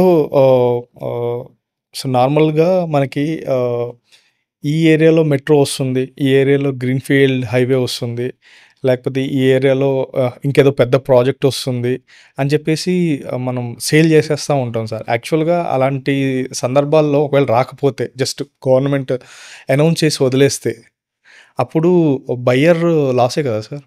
అంత కాకపోతే ఇంకోటి వస్తుందండి. ఓకే. ఇప్పుడు మెట్రో వస్తుందా లేదా అనేది పేపర్లో డైలీ తెలుస్తుంది. అవును. అంటే కొన్నిసార్లు గవర్నమెంట్ అనౌన్స్ చేసి ఆగిపోయిన ప్రాజెక్ట్ అయిపోతే ఇంకోటి వస్తుంది. ఇక్కడ మనం ఏమనుకుంటామంటే అది చివరి రోజు కాదు, అది బంగాళాఖాతంకు చివరిగా నిలబడి మనం దొరకట్లేదు అందులో. If not today, tomorrow something big may come. Because inevitable అండి, అది ఎవరి చేతిలో ఉన్నది కాదు. అది మార్పు అనేది, రూపాంతరం చెందడం అనేది అది సహజం. అది అంటే కొన్నిసార్లు అది రాకపోవడం కూడా కొన్నిసార్లు మంచిదే. ఎందుకంటే మీకు అక్కడ ఆపర్చునిటీ ఉన్నప్పుడు రేపు కొత్త జరిగేటువంటి డెవలప్మెంట్లో దానికంటే బెటర్ ఆపర్చునిటీ అక్కడ రావడానికి మీకు స్పేసే కదా కావాల్సింది. మీరు అది ఉన్న స్పేస్ని వాడేసుకున్నప్పుడు ఇవాళ మనకు కొత్తగా ఇప్పుడు హైటెక్ సిటీ ఇదంతా ఇప్పుడు ఉందండి. ఇప్పుడు కొత్తగా ఏదన్నా రావాలనుకుంటున్నప్పుడు ఇంకా పెద్దది అంటే ఒక 1 billion, 2 billion, 3 billion ఏదైనా కంపెనీస్ ఏదైనా మనకు ఒక ఇమీడియట్గా ఏదైనా ఒక 10,000 crores, 20,000 crores కంపెనీ ఏదైనా రావాలంటే, ఇప్పుడు మీకు ఫైనాన్షియల్ డిస్ట్రిక్ట్ సైడ్లో రావాలంటే ఏం వస్తుంది, వాళ్ళకి ఆపర్చునిటీ అంతా ఇదే కదా. ఆయన కొత్తగా ఏదైనా ఎక్స్పెరిమెంట్ చేయాలనుకుంటారు, ఇక్కడ ఏం చేయగలుగుతారు? అక్కడ ల్యాండ్ లేదు, ఇక్కడే చేయాలి కదా. సో ఏది బెటర్? అది always it is always better if you have a land. So always అది కాకపోవడం వస్తే మంచిది, రాకపోతే ఇంకా మంచిది. Okay. Got it sir. Sir నేను ఇప్పుడు ఎగ్జిట్ 19 దగ్గర నుంచి ఎక్కి ఎల్బీ నగర్ వెళ్తున్నప్పుడు ఒక సర్టెన్ పాయింట్ తర్వాత హై రైజ్ బిల్డింగ్స్ అన్నీ ఆగిపోతాయి సార్. దాని తర్వాత ఎంటీ ఫీల్డ్ ఉంటుంది సార్. సో ఆ ఎంటీ ఫీల్డ్ ఎందుకు యూటిలైజ్ చేసుకోవట్లేదు సార్? అంటే ఇప్పుడు కమర్షియల్గా అది గవర్నమెంట్ అలౌ లేదా, లేకపోతే ఇంకేమన్నా? అదేం లేదండి. మీకు పెదగోల్కొండ దాటిన తర్వాత ఇంకా కొంచెం ముందుకు వెళ్ళిన తర్వాత ఓషన్ పార్క్ అదే వాటర్ వండర్లా అదంతా ఉన్న తర్వాత అక్కడ నుండి విజయవాడ హైవే అదంతా ఉంది కదా. ఇప్పుడు అంతా వెస్ట్ అనే క్రేజ్ తోటి ఇదంతా వచ్చింది. It is move to that area. ఇక్కడ నుండి సాగర్ రోడ్ నుండి శ్రీశైలం రోడ్, కొత్త గవర్నమెంట్ కూడా శ్రీశైలం రోడ్ మీద ప్లాన్ చేస్తుంది. అదే that's what I'm telling you now. ఇక్కడ నుండి అక్కడంతా that is a growth area అండి, గ్రోత్ ఏరియా. ఇప్పుడు అక్కడ ఎవరన్నా ఇప్పుడు ఇన్వెస్ట్ చేసినప్పుడు డెఫినెట్గా వాళ్ళకి మంచి రిటర్న్స్ వచ్చే ఛాన్సెస్ బాగుంటుంది. ఓకే. ఒకవేళ ఎన్ఆర్ఐ ఇన్వెస్ట్ చేయాలి అనుకుంటే హైదరాబాద్ రియల్ ఎస్టేట్లో, what you suggest? NRIs they cannot invest in agriculture ల్యాండ్లో బయట నుంచి ఫండ్స్ తీసుకొచ్చి మనం చేయడానికి, ఫారిన్ కంపెనీస్ కానీ అంటే కంపెనీ లాగా చేయాలనుకుంటే ఎన్ఆర్ఐ డైరెక్ట్ ఇన్వెస్ట్మెంట్ లాగా. ఇప్పుడు మా ఫ్రెండ్ యూఎస్ వెళ్ళాడు, ఒక 5 crores 6 crores సంపాదించాడు సార్. ఆ 6 crores తీసుకొచ్చి రియల్ ఎస్టేట్లో పెట్టాలి. ఎన్ని రోజులు పెట్టాలనుకుంటున్నాడు? For his future purpose. అంటే ఎన్ని, 1 year, 2 years, 5 years, 10 years? Depend sir. For example ఇప్పుడు 5 years అనుకుందాం. 5 years అంటే మటుకు Bengaluru highway to Vijayawada highway is the best location. Okay. If it is more than 5 years అనుకున్నప్పుడు అదే ఇంకా ఇంకా విజయవాడ హైవే మీద బెటర్. విజయవాడ హైవే మీద. Okay. Okay. And sir Vijayawada ఇందా నుంచి నేను విజయవాడ హైవే అని 4, 5 సార్లు అన్నారు. అటేమన్నా ఏదైనా పెద్ద ప్రాజెక్ట్ వచ్చే ఛాన్స్ ఉన్నాయా? వచ్చే ఛాన్సెస్ ఏదైనా అక్కడే రావాలి కదా ఇంకా. ఓకే. స్కోప్ లేదు ఇంక ఇటు సైడ్. ఎందుకంటే that is going to B A 2 capital corridor అది. ఓకే. అమరావతికి హైదరాబాద్కు రావాలంటే ఇది ఇక్కడి నుంచి ఉంటుంది ఇంకా ఫ్యూచర్లో. లాజిస్టిక్స్ కానీ దేనికి తీసుకున్నా ఏది తీసుకున్నా ఇంకా అదే ఉంటుంది. అది చాలా చాలా రేపు పొద్దున్న చాలా it will meant money like anything. Okay. Okay. మనకు ఆగగలగాలే కానీ ఇంకా అక్కడ ఇన్వెస్ట్ చేస్తే అది ఇప్పుడు ఎందుకంటే చాలా కంట్రోల్గా ఉంది ఓకే. రేట్. ఇప్పటికీ ఒక 3-4 crores ఎకర్ దొరుకుతుంది అక్కడ. ఓ బట్ అదే స్పేస్లో మీరు బెంగళూరు హైవే నుండి మరి ఇటు కనుక తీసుకుంటే ఒక 60-70 crores ఉంది. ఓకే. అంటే ఇప్పుడు 10-15% రేట్లు అక్కడ ఉన్నాయి. ఓకే. ఓకే. అదే డిస్టెన్స్ సిటీ సెంటర్ నుంచి తీసుకుంటే. Okay. Okay. Okay. Okay. So 60-70 crores అంటే నాకు ఒక గుర్తొచ్చింది. మన రీసెంట్గా అంటే లాస్ట్ గవర్నమెంట్లో ఒక ల్యాండ్ అక్విజిషన్ జరిగింది కోకాపేటలో. అది అప్రాక్సిమేట్లీ 1 acre 100 acres పోయింది. ఈజ్ ఇట్ హైపర్ లేకపోతే అది ఇప్పుడు నెక్స్ట్ మంత్ ఒకటి వస్తుంది, అది 140 ప్రైస్ ట్యాగ్ పెట్టబోతున్నారు. 140 అంటే పర్సనల్గా నేను అంటాను అది కరెక్ట్ కాదు. ఓకే. ల్యాండ్ కాస్ట్లు పెంచుకుంటా పోతే ఇట్స్ నాట్ గుడ్. అది అక్కడ పెరిగింది కాబట్టి ఇంకోటి పెట్టింది కాబట్టి ఇంకోటి అనేది వస్తుంటుంది. అది అంటే ఇంకో ఏరియాస్ కూడా ఎఫెక్ట్ అవుతుంటుంది. అది ల్యాండ్ ప్రైసెస్ అంతంతా పెంచేసి అంటే ఎప్పుడు ఇండెక్సింగ్ మెథడాలజీ ఉండాలండి. స్టేట్లో ఉన్నటువంటి పర్ క్యాపిటల్ ఇన్కమ్ ఎంత పెరుగుతుంది, ఓకే. ఒక్కొక్క మనిషికి ఎంత ఏ రేంజ్లోకి మనుషులు వెళ్తున్నారు. ఓకే. మీరు కొంతమంది కోసము కొన్ని ల్యాండ్స్ను చాలా హైప్ తీసుకొని వెళ్ళినప్పుడు ఓకే. ఆ చుట్టుపక్కల ఒక స్పెక్యులేషన్ అంటారు దాన్ని. అవును. స్పెక్యులేషన్ ఎప్పుడు కానీ నిలబడేది కాదు, మంచిది కాదు. ఓకే. రాష్ట్ర ఆర్థిక వ్యవస్థ కూడా కరెక్ట్ కాదు. ఓకే. ఓకే. ఓకే. కాదు సార్ అది చుట్టుపక్కల వాళ్ళకి అంటే ఇన్ ద సెన్స్ కొనేవాడికి ఎలాగో ఇంకా అసలు ఉన్న డ్రీమ్ కూడా అయిపోతుంది కదా సార్ ఇంకా పోతుంది. ఇంకా మిడిల్ క్లాస్ని ఎంత దూరం నెడితే సిటీ గ్రోత్ అంత దూరం వెళ్ళిపోతుంటుంది. ఓకే. మిడిల్ క్లాస్ని ఎప్పుడు మనం అలా దగ్గర తీసుకోవాలి. ఎప్పుడు మళ్ళీ ఒకసారి చెప్పండి సార్ ఆ డైలాగ్. మిడిల్ క్లాస్ని ఎప్పటిదాకైతే మనం దూరం నెడితే ఓకే. మన సిటీ గ్రోత్ కూడా అంత దూరం వెళ్ళిపోతుంది. ఓకే. ఓకే. ఎందుకంటే సిటీలో మిడిల్ క్లాస్ అంటే ఇప్పుడు దాదాపు 35-40,000 30,000 నుంచి 60,000 65,000 సంపాదించే వాళ్ళని కనుక తీసుకుంటే వీళ్ళే సిటీ నడుపుతారు తెలుసా మీకు. ఓ మీరు మీ ఆఫీస్లో తీసుకోండి, ఇంకో దగ్గర తీసుకోండి, మా ఆఫీస్లో తీసుకోండి, majority of the people are that bracket people. ఆ బ్రాకెట్ లో ఉంటారు. ఆ బ్రాకెట్ లో ఉన్న వాళ్ళు మీరు వాళ్ళని ఇప్పుడు వస్తున్నటువంటి ఒక 15-10 kilometer రేడియస్ లో నుంచి వాళ్ళు రావడానికి ఎలా ఉంటుంది, వాళ్ళ పిల్లలు, వాళ్ళ చదువు, వాళ్ళ లైఫ్ అంతా ఎలా ఉంటుంది. వాళ్ళు అక్కడ దొరకకపోతే వాళ్ళు ఇంకొక 30-40 kilometers అవతలికి వెళ్ళి ఉన్నప్పుడు వాళ్ళ ట్రావెల్ టైం మళ్ళీ 2-3 గంటలు పోతే వాళ్ళు ఎప్పుడు పోతారు, ఎప్పుడు వస్తారు, క్వాలిటీ లైఫ్ ఎక్కడ ఉంటుంది. True sir. రైట్. సో అంటే ఇంతకుముందు దిల్షునగర్లో ఉన్న వాళ్ళు మలక్పేటలో ఉన్న వాళ్ళు దిల్షునగర్కి వచ్చారు, దిల్షునగర్ నుంచి హైతనగర్ పోయినారు, హైతనగర్ నుంచి ఇంకెక్కడికి పంపుదాం. కరెక్ట్ కాదు కదా. So the city structure is completely depend on the middle class. So middle class వాళ్ళకి అందుబాటులో ఉండాలి, సిటీ ఎప్పుడు అందుబాటులో ఉండాలి. ఓకే. అది ఉన్నప్పుడు మాత్రమే మీకు వాళ్ళకి యాక్సెస్, అంటే వాళ్ళు పని చేయాలి కదా, వాళ్ళు రావాలి కదా, వచ్చి పని చేయాలి కదా. వాళ్ళ లైఫ్ లో వాళ్ళకి సేవింగ్స్ కానీ, క్వాలిటీ కానీ, లేకుంటే వాళ్ళకి ఒక హ్యాపీనెస్ కానీ లేకుండా చేసినప్పుడు ఏవి నిలబడగలుగుతాయి వాటికి అన్నిటికీ, ఏ సిటీ ఉండగలుగుతుంది. True sir. So middle class అంటే నాకు గుర్తొచ్చింది, can we have some discussion around tax. So for example నన్నే తీసుకోండి సార్, ఆన్ యావరేజ్గా 16 lakhs నేను డ్రా చేస్తున్నాను సార్ పర్ ఇయర్. సో నేను ఆల్రెడీ ట్యాక్స్ పే చేస్తున్నాను సార్, హ్యూజ్ అమౌంట్ ట్యాక్స్ కడుతున్నాను. మళ్ళీ నేను ఇప్పుడు పెట్రోల్ పోయించుకున్నా, లేకపోతే ఏదైనా బయట రెస్టారెంట్ ఫుడ్ తీసుకున్నా, ఇంకెక్కడ ఏం చేసినా సరే, ఈవెన్ ఇవాళ రేపు వాటర్ బాటిల్ మీద కూడా ట్యాక్స్ కట్టేస్తున్నారు. సో ఇది అంటే నా శాలరీలో ఆల్మోస్ట్ 50-60% నేను ట్యాక్స్కే పే చేస్తున్నాను, డైరెక్ట్ అయితే ఇండైరెక్ట్ అయితే. సో ఇది చేంజ్ చేయాల్సిన నీడ్ ఎంతవరకు ఉంది సార్? అంటే ఇక్కడ డైరెక్ట్ ట్యాక్సెస్, ఇండైరెక్ట్ ట్యాక్సెస్ అని 2 రకాలు ఉంటుందండి. అవును సార్. ఇన్కమ్ ట్యాక్స్ అదంతా మీకు డైరెక్ట్ ట్యాక్స్. అవును సార్. ఓకే. మిగతా అన్ని ఇప్పుడు మీ జిఎస్టీ లాంటివన్నీ ఇండైరెక్ట్ ట్యాక్స్ వస్తుంది. ఓకే. మీరు ప్రోడక్ట్ కొంటున్నప్పుడు కానీ ఇంకా వాటిలలో ఉంటుంది. ఇప్పుడు మనం ఇంకా ట్యాక్స్ బ్రాకెట్స్లో ఉన్న వాళ్ళలో తీసుకుంటే మీకు యూఎస్ పోతే అది ఇంకా భయంకరమైన ట్యాక్స్ రెజ్యూమ్లో ఉంటుంది. Okay sir. ఇక్కడ కూడా ఒక పద్ధతి ఫస్ట్లో అనుకున్నారు, సర్క్యులేషన్లోకి వచ్చింది. అంటే ఏ ట్రాన్సాక్షన్కైనా ఒక 2% తీసేసుకొని వదిలేస్తే అయిపోతుంది అనేది. ఓకే. ఏ ట్రాన్సాక్షన్కైనా కూడా. అలాగే ఇన్కమ్ ట్యాక్స్ని కూడా మనకు స్లాబ్స్ ఏదైతే పెట్టినామో మనం 25-30% ఏదైతే స్లాబ్స్ ఉన్నాయో ఆ స్లాబ్ని కూడా తగ్గించేసి 10% పెట్టినప్పుడు మోర్ ఇవాళ మనకు only 4-5% of the people only the tax returns file చేస్తున్నారు. అవును సార్. కానీ 2.5% ఓన్లీ ట్యాక్స్ పే చేస్తున్నారు. ఓకే. రిటర్న్స్ ఫైల్ చేసే వాళ్ళందరూ కూడా ట్యాక్స్ పేయర్స్ కాదు, ఓకే. ఓకే. నిల్ రిటర్న్స్ అది ఇది చేస్తున్నారు.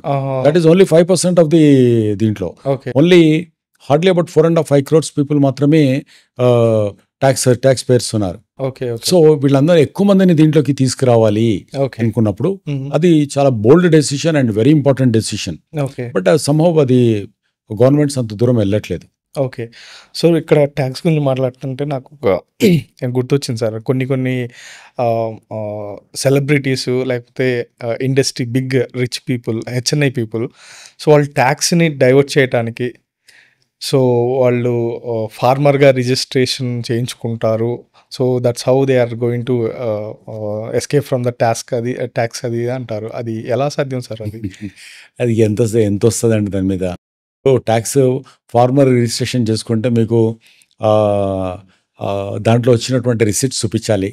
ప్రోడక్ట్ అమ్మినట్టు మార్కెట్ కమిటీ లేదా ఇంకొక ఇన్కమ్ ఏదో చూపించుకోవాలి. ఎంత వస్తుంది దాని నుండి, ఎంత సేవ్ చేయగలుగుతాము. ఫర్ ఎగ్జాంపుల్ మీరు ఒక 100 ఎకరాలు 200 ఎకరాలు దాన్ని కొని నిజమైన బిజినెస్ మెన్ తీసుకెళ్లి ల్యాండ్ మీద అగ్రికల్చర్ ల్యాండ్ లాగా చేయొచ్చా? పోనీ దాంట్లో నుంచి ఏదో పండించాము, వరి పండించాము లేదా పళ్ళు పండించాము అంటే పళ్ళకి సంబంధించిన రిసీట్స్ ఎంతగానో తెచ్చుకోవచ్చు. వాటికి ఏదో అది 5-10% ఒక అగ్రికల్చర్ ఇన్కమ్ మనకి నాన్ టాక్సేషన్ కాబట్టి కొంత చూపించుకోవడానికి ఏదో చేస్తారు, కానీ ట్యాక్స్ అవాయిడ్ చేయడానికి పనికొచ్చేంత గొప్ప రెవెన్యూని అయితే చూపించుకునేలాగా ఉండదు. Agriculture is not so I mean what you call that, ఒక ఫిగర్స్ అనేది చూపించుకునేంత ఫిగర్స్ ఏమి ఉండవు. 10 కోట్లు 20 కోట్లు చూపించుకోవచ్చా? ఓకే. ఓకే. ఓకే. కాదు అది. ఓకే. అంటే not only in the real estate sir, నార్మల్గా పెద్ద ఇండస్ట్రీస్ వాళ్ళైనా ఎవరైనా కూడా ఓకే మీకు అంతంత ఫిగర్స్ చూపించినప్పుడు definitely they will go through that. నాకు ఎవరైనా రిసిట్ ఎవరైతే ఇస్తారు, నాకు 10 కోట్ల ఇన్కమ్ నాకు అగ్రికల్చర్ నుంచి వచ్చిందని చూపిస్తే నేను ఆ 10 కోట్లకు నేను రిసిట్స్ చూపించాలి కదా. రిసిట్స్ నాకు ఎవరికో అమ్మితే నాకు వచ్చినట్టు నేను చూపించాలి కదా. ఆ మార్కెట్ కమిటీ లేదా అక్కడ కొనుక్కున్న వాళ్ళు ఎవరో ఒకళ్ళు వాళ్ళైతే దాన్ని మళ్ళీ ఆ ఇన్కమ్ అయితే వాళ్ళ బ్యాలెన్స్ షీట్ లో చూపించుకోవాలి కదా. So these are all Indian ఎట్లా ఉందంటే సిస్టమ్, మీరు ఎక్కడ దొరకకుండా ఉండే సమస్య లేదండి, ఎక్కడ దొరికిపోతాయి. సో ఇవాళ మీరు ఏదైనా చేసినా అక్కడ మీరు ఎస్కేప్ అయ్యే ఛాన్స్ ఎక్కడ ఉండదు. Then it is going to become a big crime. Okay. True sir. అది. సో ఒకవేళ ల్యాండ్ కొనాలి అనుకుంటే what are the 3 red flags you will suggest to have a look on those areas? First thing is you don't buy anything which is not registered as RERA. Okay. RERA. Okay. Number 2, if you don't see any work on the ground. Okay. సైట్లో మీరు ప్రాపర్గా ఉన్నటువంటి planning and physical site visit చేయకుండా చూడకుండా work start అవ్వకుండా మీరు కొనొద్దు. Okay. Number 2. Okay. Number 3, rate మీకు సంబంధించినటువంటి పేమెంట్ది బ్యాంక్ లోన్స్ మీరు కట్టుకోగలుగుతారా లేదా, ఈ రెండేమో వాళ్ళ తరఫున ఉన్నది. మీ తరఫున మీ కెపాసిటీ ఉందా, మీకు బ్యాంక్ లోన్ వస్తుందా, రేపు పొద్దున మధ్యలో ఆపకుండా ఉంటారా, దేనికోసం చేస్తున్నాను, లేదా ఇదేదో ఎవరో ఇన్ఫ్లుయెన్స్కి లోన్ చేస్తున్నాను చూడకుండా చేయాలి. ఓకే. ఇంతకు మించి ఏం లేదు. These 3 things are very important. Okay, so from here we are going to shift our gear into AI and smartness. So real estate లో AI ఎనేబుల్ చేయటం సాధ్యమవుతుందా సార్? అయింది ఆల్రెడీ. ఇక్కడ ఏంటంటే ఏఐలో మనకు 2 ఉంటాయి. ల్యాండ్ డెవలప్మెంట్లో మనకి ఏఐ తోటి ఆ మెజర్మెంట్ వస్తుంది, మనం సర్వే నెంబర్ని చూసుకోగలుగుతున్నాము, అంతా ఉంది. నెంబర్ 1. నెంబర్ 2 వచ్చేటికి బిల్డింగ్ ప్లాన్స్ అన్నీ కూడా ఏఐ ఇస్తుంది. ఇప్పుడు ఆర్కిటెక్చరల్ డ్రాయింగ్స్ కూడా ఏఐ ఇస్తుంది, ఆర్కిటెక్ట్ తోటి కూడా పని లేకుండా. అండ్ ఇంటీరియర్స్ కూడా మీ ఇంటీరియర్స్ని ఫీడ్ చేసేస్తే సూట్ అయ్యేటువంటి అది కూడా వచ్చేసాయి. అండ్ ఎక్కడ మీరు సేల్ చేయాలనుకుంటున్నప్పుడు కూడా ఏఐ ఏజెంట్స్ వచ్చేసారు. మీరు ఇంతకుముందు డిజిటల్ మార్కెటింగ్లో మీకు హ్యూమన్ ఇంటర్ఫేస్ ఉండేది, ఇప్పుడు టెలికాలింగ్ దగ్గర నుండి మీకు కీవర్డ్స్ తర్వాత ఆల్గోరిథమ్స్ అన్ని కూడా అదే చేసుకునేటువంటిది అది దాంట్లోకి వచ్చేసింది. AI is mostly and effectively used in real estate sir. Only building ఒకటే కట్టలేదు అంతే, మిగతాదంతా దాంట్లో బిల్డింగ్ కడుతున్నప్పుడు కూడా 3D పెయింటింగ్స్ అవన్నీ కూడా ఉన్నాయి sir. Okay. So let's talk about education system sir. So what's your thought on current education system, sir? Current education system is very boring and outdated education system అండి, completely. So ఈ రోజున మారుతున్న దానికి ఇంకొక 10-15 ఇయర్స్‌కు సంబంధించిన దాన్ని ఇవాళ మనం first class, second class, third క్లాస్‌లో ఇంట్రొడ్యూస్ చేయకపోతే ప్రిపేర్డ్‌నెస్ అంటే అదే మ్యాథమెటిక్స్ అదే ఉన్నా కూడా ఓకే. మన టోటల్ కరిక్యులాన్ని గనుక మనం చేంజ్ చేయకపోతే మనం రేపు పొద్దున్నటి దాంట్లో మనం ఉండలేం. ఇవాళ మనం గనుక ద వరల్డ్ అంటే సైన్స్‌ని గనుక తీసుకుంటే ఒకప్పుడు ఉన్న థియరీ ఆఫ్ రిలేటివిటీ ఈ రోజున అది కరెక్ట్ కాదు అనేటువంటి ఒక దీంట్లోకి వస్తుంది అది మనకు. ఓకే. సో అంటే సాపేక్ష సిద్ధాంతాన్ని క్వశ్చన్ చేస్తున్నారు. అంటే science is whatever true today is not going to be true tomorrow. ఇవాళటి సత్యం రేపటి సత్యం కాదు సైన్స్. ఇంకా సైన్స్‌లో ఖగోళంలో తీసుకున్నా, వాటర్‌లో తీసుకున్నా అంటే డెప్త్ భూమికి కింద తీసుకున్నా, పైన తీసుకున్నా నాట్ ఈవెన్ 0.1% ఇంకా మనం శోధించింది లేదు. Okay. Okay. Okay. So what is very important is మనం or we prepared for that. ఇంకా మన ఏలియన్స్ ఉన్నారంటున్నారు. లేకుంటే మనలాంటి పాలపుంతలు, మనలాంటి గెలాక్సీలు, మనలాంటి ఇది ఇలాంటి కొన్ని లక్షలు ఉన్నాయని అనుకుంటున్నాను. సో ప్రతి everywhere the changes happening. So fundamentally what is very important is సైన్స్‌ను ఎంతగా మనము ఇష్టపడాలో, ఎంతగా మనం వాటిని చూసుకోవాలో మనం చూసుకుంటూనే ఒక బేసిక్ ఫండమెంటల్ పాయింట్‌ను మనం మర్చిపోతున్నది ఏంటంటే we're trying to become more and more of robotics. Okay. Robots లాగా మారాలని ప్రయత్నం చేస్తున్నాం. బట్ మన సిస్టంలో ఎలాంటిది ఉండాలంటే మన కల్చరల్, మన వాల్యూ సిస్టమ్‌ను మొదలుపెట్టకుండా 50% of our system should be related to our culture and అది దాని రూట్స్‌ను వదిలిపెట్టకుండా ఉంటే బాగుంటది. వాళ్ళ ఆర్గానిక్ వైపు ఎట్లయితే మనం వెళ్తున్నామో ఓకే వరిలో కానీ, పండ్లల్లో కానీ ప్రతి దాంట్లో ఒరిజినల్ న్యాచురల్ సీడ్స్ మనది మనం ఎలా అనుకుంటున్నామో ఇది కూడా మన డిఎన్ఏని మనం మర్చిపోకుండా చూసుకోగలగాలి. అప్పుడు అది ఏదైనా బాగుంటుంది. రెండు కూడా ఈక్వల్లీ ఇంపార్టెంట్ ఉంటాయి. Okay sir, suppose in future if you become a educational minister, so what are the changes you are going to bring in the education? I will see that the education is the most important thing and education is not maths, English, science and general social sciences and all.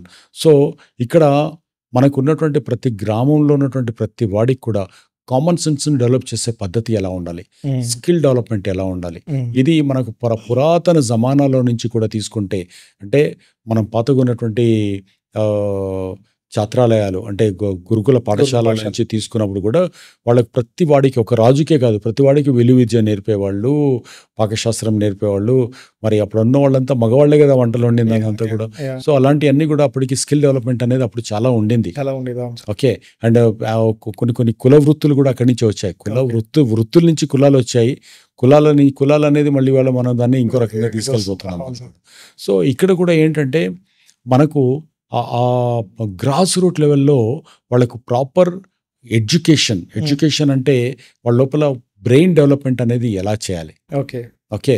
అంటే ఆ 360 degree society మీద, సంఘం మీద, సమాజం మీద, subject మీద వాళ్ళకి అవగాహన కలిగేటువంటి వ్యవస్థను కింద నుంచి మనం డెవలప్ చేసుకుంటూ రావాలి ఫస్ట్ క్లాస్ నుంచి కూడా.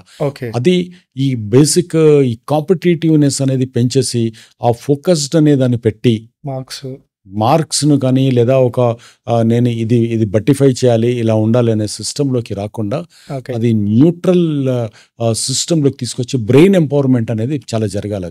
అది జరిగినప్పుడు చాలా అద్భుతమైనటువంటి ఇది ఉంటుంది అక్కడ. సో ఈ అంతరాలు ఉండవు. Super intelligence, super genius and dumb అనేది రాదు అక్కడ. Okay, got it. సార్ ఫ్యూచర్లో ఈ డిగ్రీ సర్టిఫికేట్స్ కి, పీజీ సర్టిఫికేట్స్ వాల్యూ ఉంటుందా? లేదు. నేను క్వశ్చన్ అడగలేదు సార్. ఇంకా లేదు. యూనివర్సిటీస్ కూడా ఉండవు, క్యాంపస్లు ఉండవు, ఇది ఏది ఉండదు.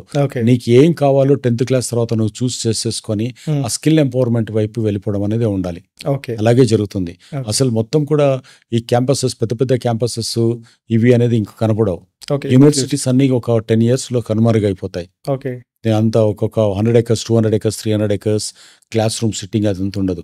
ఎవరికి ఏ టైంలో ఎలా కావాలో అలా అనేదే ఉంటుంది. ఎందుకంటే మోర్ ఆన్లైన్ అయిపోతుంది. You don't have to go to US or Germany or Japan France for an higher education. Virtual classrooms వచ్చేస్తాయి. అక్కడ కూర్చోబెట్టి చెప్పేది ఏదో ఇక్కడ ఒక స్క్రీన్ పెట్టేస్తే ఇక్కడ వచ్చి నేర్చుకోవచ్చు.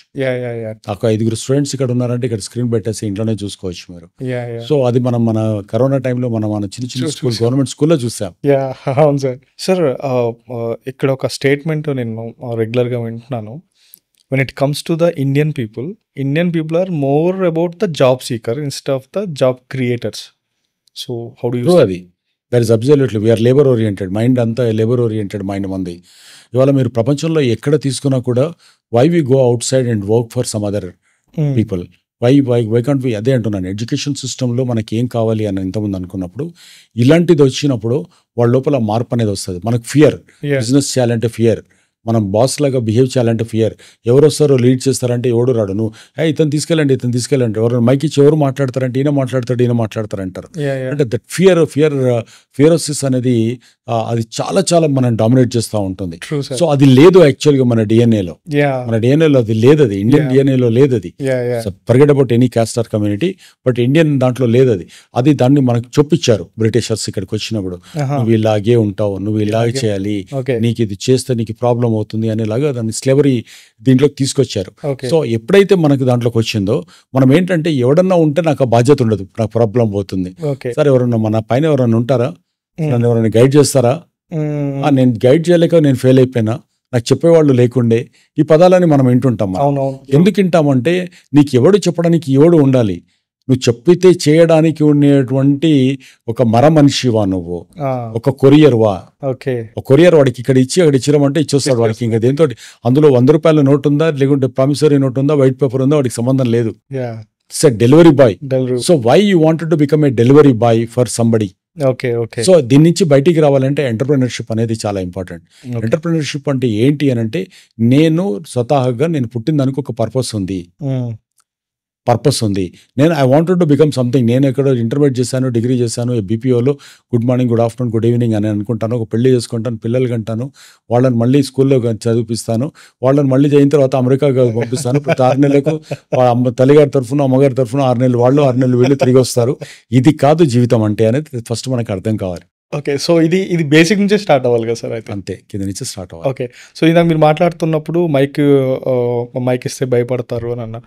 సో పబ్లిక్ స్పీకింగ్ అనేది ఎంత ఇంపార్టెంట్ ఉంటుంది సార్? పబ్లిక్ స్పీకింగ్ అనేది ఒక ఎలిమెంట్ కింద తీసుకొని నేను ఫస్ట్ మీ లోపల ఎక్స్ప్రెసివ్నెస్ అనేది వస్తే అని ఎక్కడైనా ఏదైనా ఉంటుంది. ఓకే. అది మీరు పబ్లిక్ స్పీకింగ్ పబ్లిక్ లోకి వచ్చి మాట్లాడొచ్చు, లేకుంటే మీరు ఏదైనా దేనైనా ఇనిషియేటివ్ తీసుకొని ఒక పని చేయడానికి ముందుకెళ్ళొచ్చు.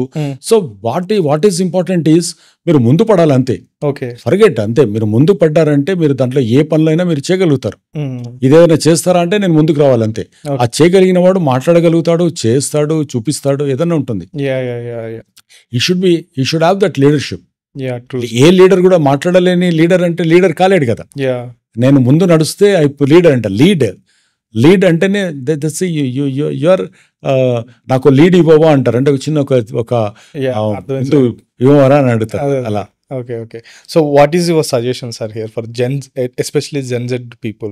They want to focus on any particular skill, or they just want to go through any regular degree or BTech, and after that they are struggling? I'll tell you one thing. Gen Z కి ఏదైతే మనం అనుకుంటున్నామో, రేపొద్దున every 4 years కు market stale అయిపోతూ ఉంటుంది. ఇవాళ అనుకుంటున్న రోబోటిక్స్ నుంచి రేపొద్దున క్వాంటమ్ దీంట్లోకి వెళ్ళిపోవచ్చు, మనం థియరీలోకి వెళ్ళిపోవచ్చు. ఓకే. సో ఇప్పుడే అది చాలా క్యాచ్ దీంట్లో ఉంది. అది క్వాంటమ్ సైన్స్ అనుకోండి, మ్యాథమెటిక్స్ అనుకోండి.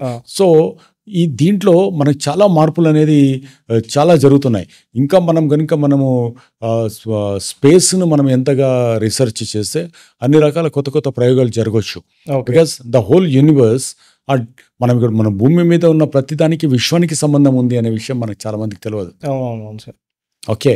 అక్కడి నుంచి దాన్ని మనం కనిపెట్టినప్పుడు భూమి మీద జరిగేటువంటి రకరకాల ప్రయోగాలు రకరకాల జరుగుతుంటాయి ఇవన్నీ కూడా.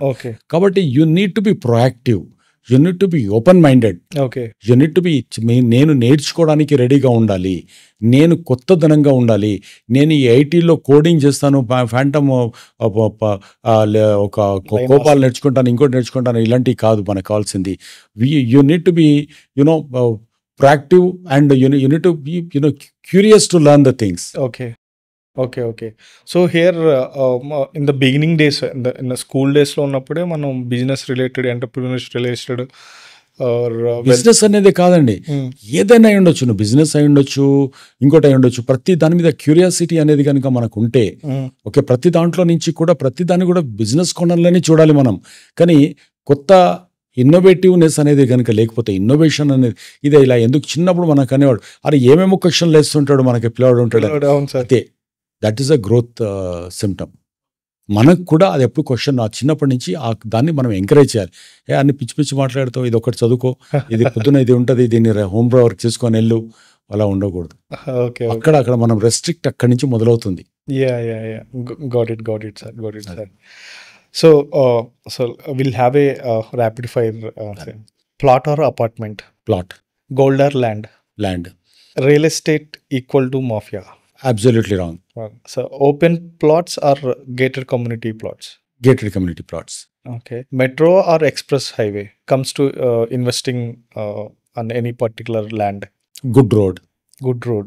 Wherever it is, good road. Because metro cannot, government, it is very difficult for overnight making a metro. Okay. Can a middle class buyer still buy a land in Hyderabad? Yes, of course.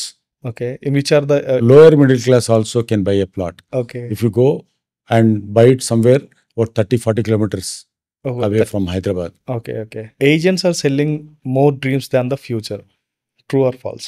Today's the dreams maybe looks like a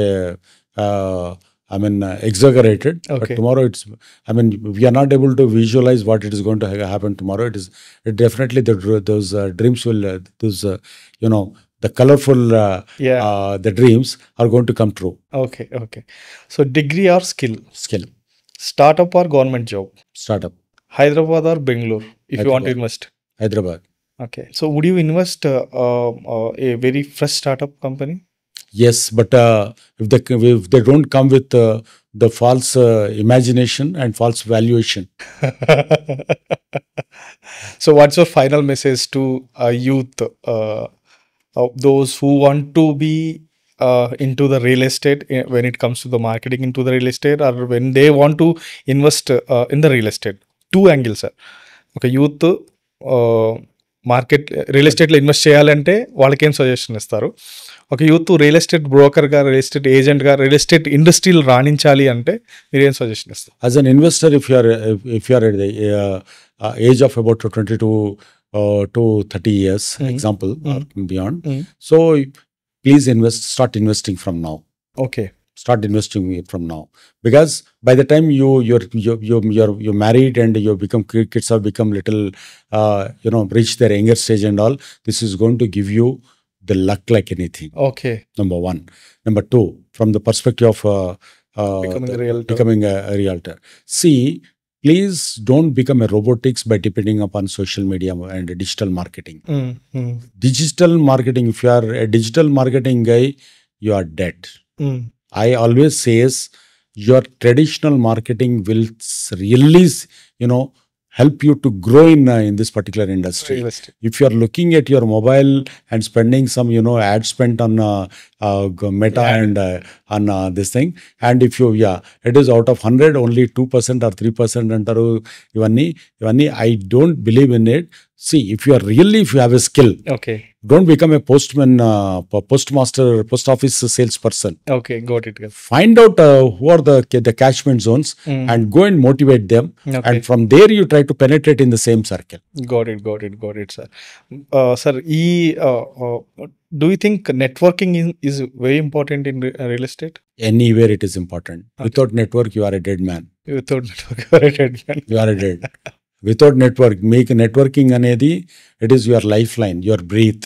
Okay. Network anedi real estate marketing ke kaadu, ye marketing cheyalanna, ye udyogam cheyalanna, lekunte ye profession lo undalanna, meeku network lekunda. Network is your net worth. Yeah, true sir. So నేను జనరల్గా సొసైటీలో observe చేసింది ఏంటంటే sir, పెళ్లి చేయాలి అంటే ఒక అమ్మాయికి ఫస్ట్ ఫాదర్ ఏం చేస్తాడంటే అతని సాఫ్ట్వేర్ జాబా లేదా గవర్నమెంట్ జాబా లేదా, ఈ రెండే చూస్తాడు సార్. ఇప్పుడు సాఫ్ట్వేర్ అని చూడరు, సాఫ్ట్వేర్ వాళ్ళకి ఇవ్వట్లే ఇప్పుడు. అందరికి అర్థమైపోయింది ఇది ఎప్పుడు ఉంటుందో ఎప్పుడు పోతుందో తెలియదు. సో ఒకవేళ ఇచ్చినా సరే వాడు ఒక 2 years 3 years జాబ్ చేసి మళ్ళీ ఒక 10-15 lakhs లోన్ తీసుకొని మళ్ళీ తిరిగి వచ్చేవాడు ల్యాండ్ మీదే ఇన్వెస్ట్ చేస్తున్నాడు. అదే ల్యాండ్ ఉన్న పర్సన్కి ఇవ్వమంటే ఎవరు ఇవ్వట్లేదు సార్. సో ఇలాంటి సందర్భాల్లో సొసైటీకి లేదండి, నేను డిఫర్ అవుతాను. ఇవాళ రేపు ల్యాండ్ ఉన్న వాళ్ళకే చూస్తున్నారు తప్ప, ప్రాపర్టీస్ ఉన్నాయి ఎంత బాగుంది అనేది చూసుకుంటున్నారు తప్ప, ఈ సాఫ్ట్వేర్ ప్రొఫెషనల్ కాదు. ఎవరైనా ఏం చూస్తారంటే నిలబడతాడా లేదా, అంటే దీంతో పాటు నిలబడతా లేదా సంపాదించుకుంటాడా లేదా అని చూస్తారు. అంటే ఇప్పుడు సాఫ్ట్వేర్లో ₹1,00,000 జీతం వస్తుంది కదా అని అంటే 6 నెలల తర్వాత ఉంటుందో లేదో అనేది ఈ మధ్య కాలంలో చాలా మందికి తెలిసిపోయింది. సో అదొక ఫియర్ కాంప్లెక్స్ అనేది అయితే ఉంది. సో నెంబర్ 2 ఏంటంటే ఓకే అదంతా ఉంది కానీ అతనికి ఏదైనా మళ్ళీ ఏదైనా ప్రాబ్లం వస్తే బ్యాక్లో ఏం లేదు కదా, అప్పుడు మళ్ళీ మా దగ్గరికి వస్తారేమో అనే, మా మీద డిపెండ్ అవుతారేమో అనే ఫీలింగ్, ఫియర్ కాంప్లెక్స్ కూడా ఉంది. అక్కడ అనుమానాలకు అక్కడ తావు ఉంది. అయితే నీకు ల్యాండ్ ఉండి ఏదో ఒకటి వ్యాపారం చేసుకుంటున్నప్పుడు ఏదన్నా లేకపోతే ఇది అమ్ముకుంటాడు కదా అనేటువంటి భరోసా ఉంది. ఎక్కడ దేని వైపు చూస్తారు? భరోసా ఉన్న వైపు చూస్తారు ఎవరైనా కూడా. అంటే come what may this girl is going to be safe అనేది చూసుకుంటారు కదా. ఆ డ్రీమ్స్ అనేది పోయిందా, అది ఆ సాఫ్ట్వేర్ డ్రీమ్స్, టెకీ డ్రీమ్స్ అనేది అయితే కొంచెం తగ్గింది. Okay, got it sir. So if anybody want to invest in the startup, so what are the suggestion you will give when it comes to the money management? See you need to get first thing ఏంటంటే స్టార్టప్స్లో మీరు చేయాలనుకుంటున్నప్పుడు మీరు passion డ్రివెన్గా వెళ్ళాలి. ఎవడో ఏదో చెప్పండి అని కాదు, ఆ సబ్జెక్ట్ మీ మైండ్లో మీ డిఎన్ఏలోకి ఎక్కుతుందా, అది నేను దీన్ని ఎక్కడి నుంచి ఎక్కడ దాకా తీసుకెళ్ళగలుగుతాను, పడ్డా నేను దీంట్లో నుంచి నేను చేయగలుగుతాను, మార్కెటింగ్ చేయగలిగితే నేను రండి. ఐడియా ఉందని రాకూడదు. ఐడియాలు అందరికి వస్తాయి, కూర్చుంటే 100 ఐడియాలు వస్తాయి. ఈజీగా వచ్చేది ఏంటంటే ఐడియానే. చాలా ఈజీగా కనపడేది, చాలా ఈజీగా వచ్చేది, పనికిరానిది ఏదన్నా ఉంది అని అంటే అది ఐడియానే. Idea can make a lot of changes అంటారు, but what idea can be marketable. మా ఐడియానా కాదా? మార్కెటబిలిటీ నీ సొంతంగా ఉందా వాడి మీద డిపెండ్ అవ్వకుండా. చాలా మంది వస్తారండి, లేదు, if you are able to market it then it is called an idea. We call normally అంటుంటాం plan never fails but man fails to plan అని. ప్లాన్ నేను చాలా ప్లాన్ చేసుకున్నాను కానీ ఫెయిల్ అయింది అని అంటాం. అవును సార్, కానీ ఫెయిల్ అయితే దాన్ని ప్లాన్ అన్నారు, తీయగలేకపోతే శేఖర్ అన్నారు. ఇక్కడ కూడా మార్కెటింగ్ చేయగలిగితే దాన్ని you call it as an idea. I have an idea అని అన్నాం అనుకో, అది ఇంప్లిమెంట్ చేసి దమ్ము నీకుంటే దాన్ని you call it as an idea. Otherwise don't just name it as an idea, don't label it as an idea. So అది పెట్టుకొని మీరు దాంట్లో ఇన్వెస్ట్ చేయండి. టైం అయినా, మనీ అయినా, నాలెడ్జ్ అయినా, ఏదైనా కూడా దాంట్లో పెట్టినప్పుడు యూ విల్ సక్సీడ్. అండ్ ఫెయిల్యూర్ని ఎప్పుడు తీసుకోవాలి, ఫెయిల్యూర్ అనేది కాదు అది, it is a speed breaker. అయితే పడాలి దానికి, అది అన్ని నీకు పొద్దున్న స్టోరీ చెప్పుకోవాలి కదా, you should be able to tell a story నా. స్టోరీ చెప్పకుండా వచ్చే సక్సెస్ కాదు కదా. అలా. So if I want to invest in one of your projects, which project you will suggest? Based upon your budget. My budget bracket around 20 to 30 lakhs. 30 lakhs I'll suggest you in somewhere around Maheshwaram. Okay. Maheshwaram is the safest place. Okay, so at least 5 years for long term. 5 years is the maximum time. Okay. Long term 5 years maximum time. That's going to be the next I think. Okay. So with that bracket, ఆ price bracket లో. Okay, so 5 years తర్వాత అది double అయిపోయే chance ఉంటుంది ఈజీగా. ఈజీగా ఉంటుంది. So loans ఏమైనా ప్రొవైడ్ చేస్తారా సార్? ఉంటాయి. Any RERA approved project you will get loan. Okay. Thanks sir. I will visit once. Yeah, sure. Sir, finally, thanks for joining, sir. Once again, my pleasure. Once again, all the best and good luck to you. Thanks for joining What the Fish by Feroz. Even ఇది very fresh channel అయినప్పటికీ మీరు ఇమీడియట్గా respond అయ్యి నా ఛానల్లోకి first interview ఇచ్చినందుకు thank you sir. And you have shared a lot of information sir. అంటే ఒక బయ్యరు మిడిల్ క్లాస్ వ్యక్తి దగ్గర నుంచి ఎన్ఐఆర్ వరకు ఎక్కడ ఇన్వెస్ట్ చేయాలి, చేసేటప్పుడు ఎలాంటి జాగ్రత్తలు తీసుకోవాలి, each and everything you have shared a lot of insight sir. It will be a guide for those people who are going to buy newly, those who are going to buy land or if they want to invest in the real estate. It will be a guide for them, sir. Thanks once again, sir. Thanks for joining What the Fish by Feroz, sir.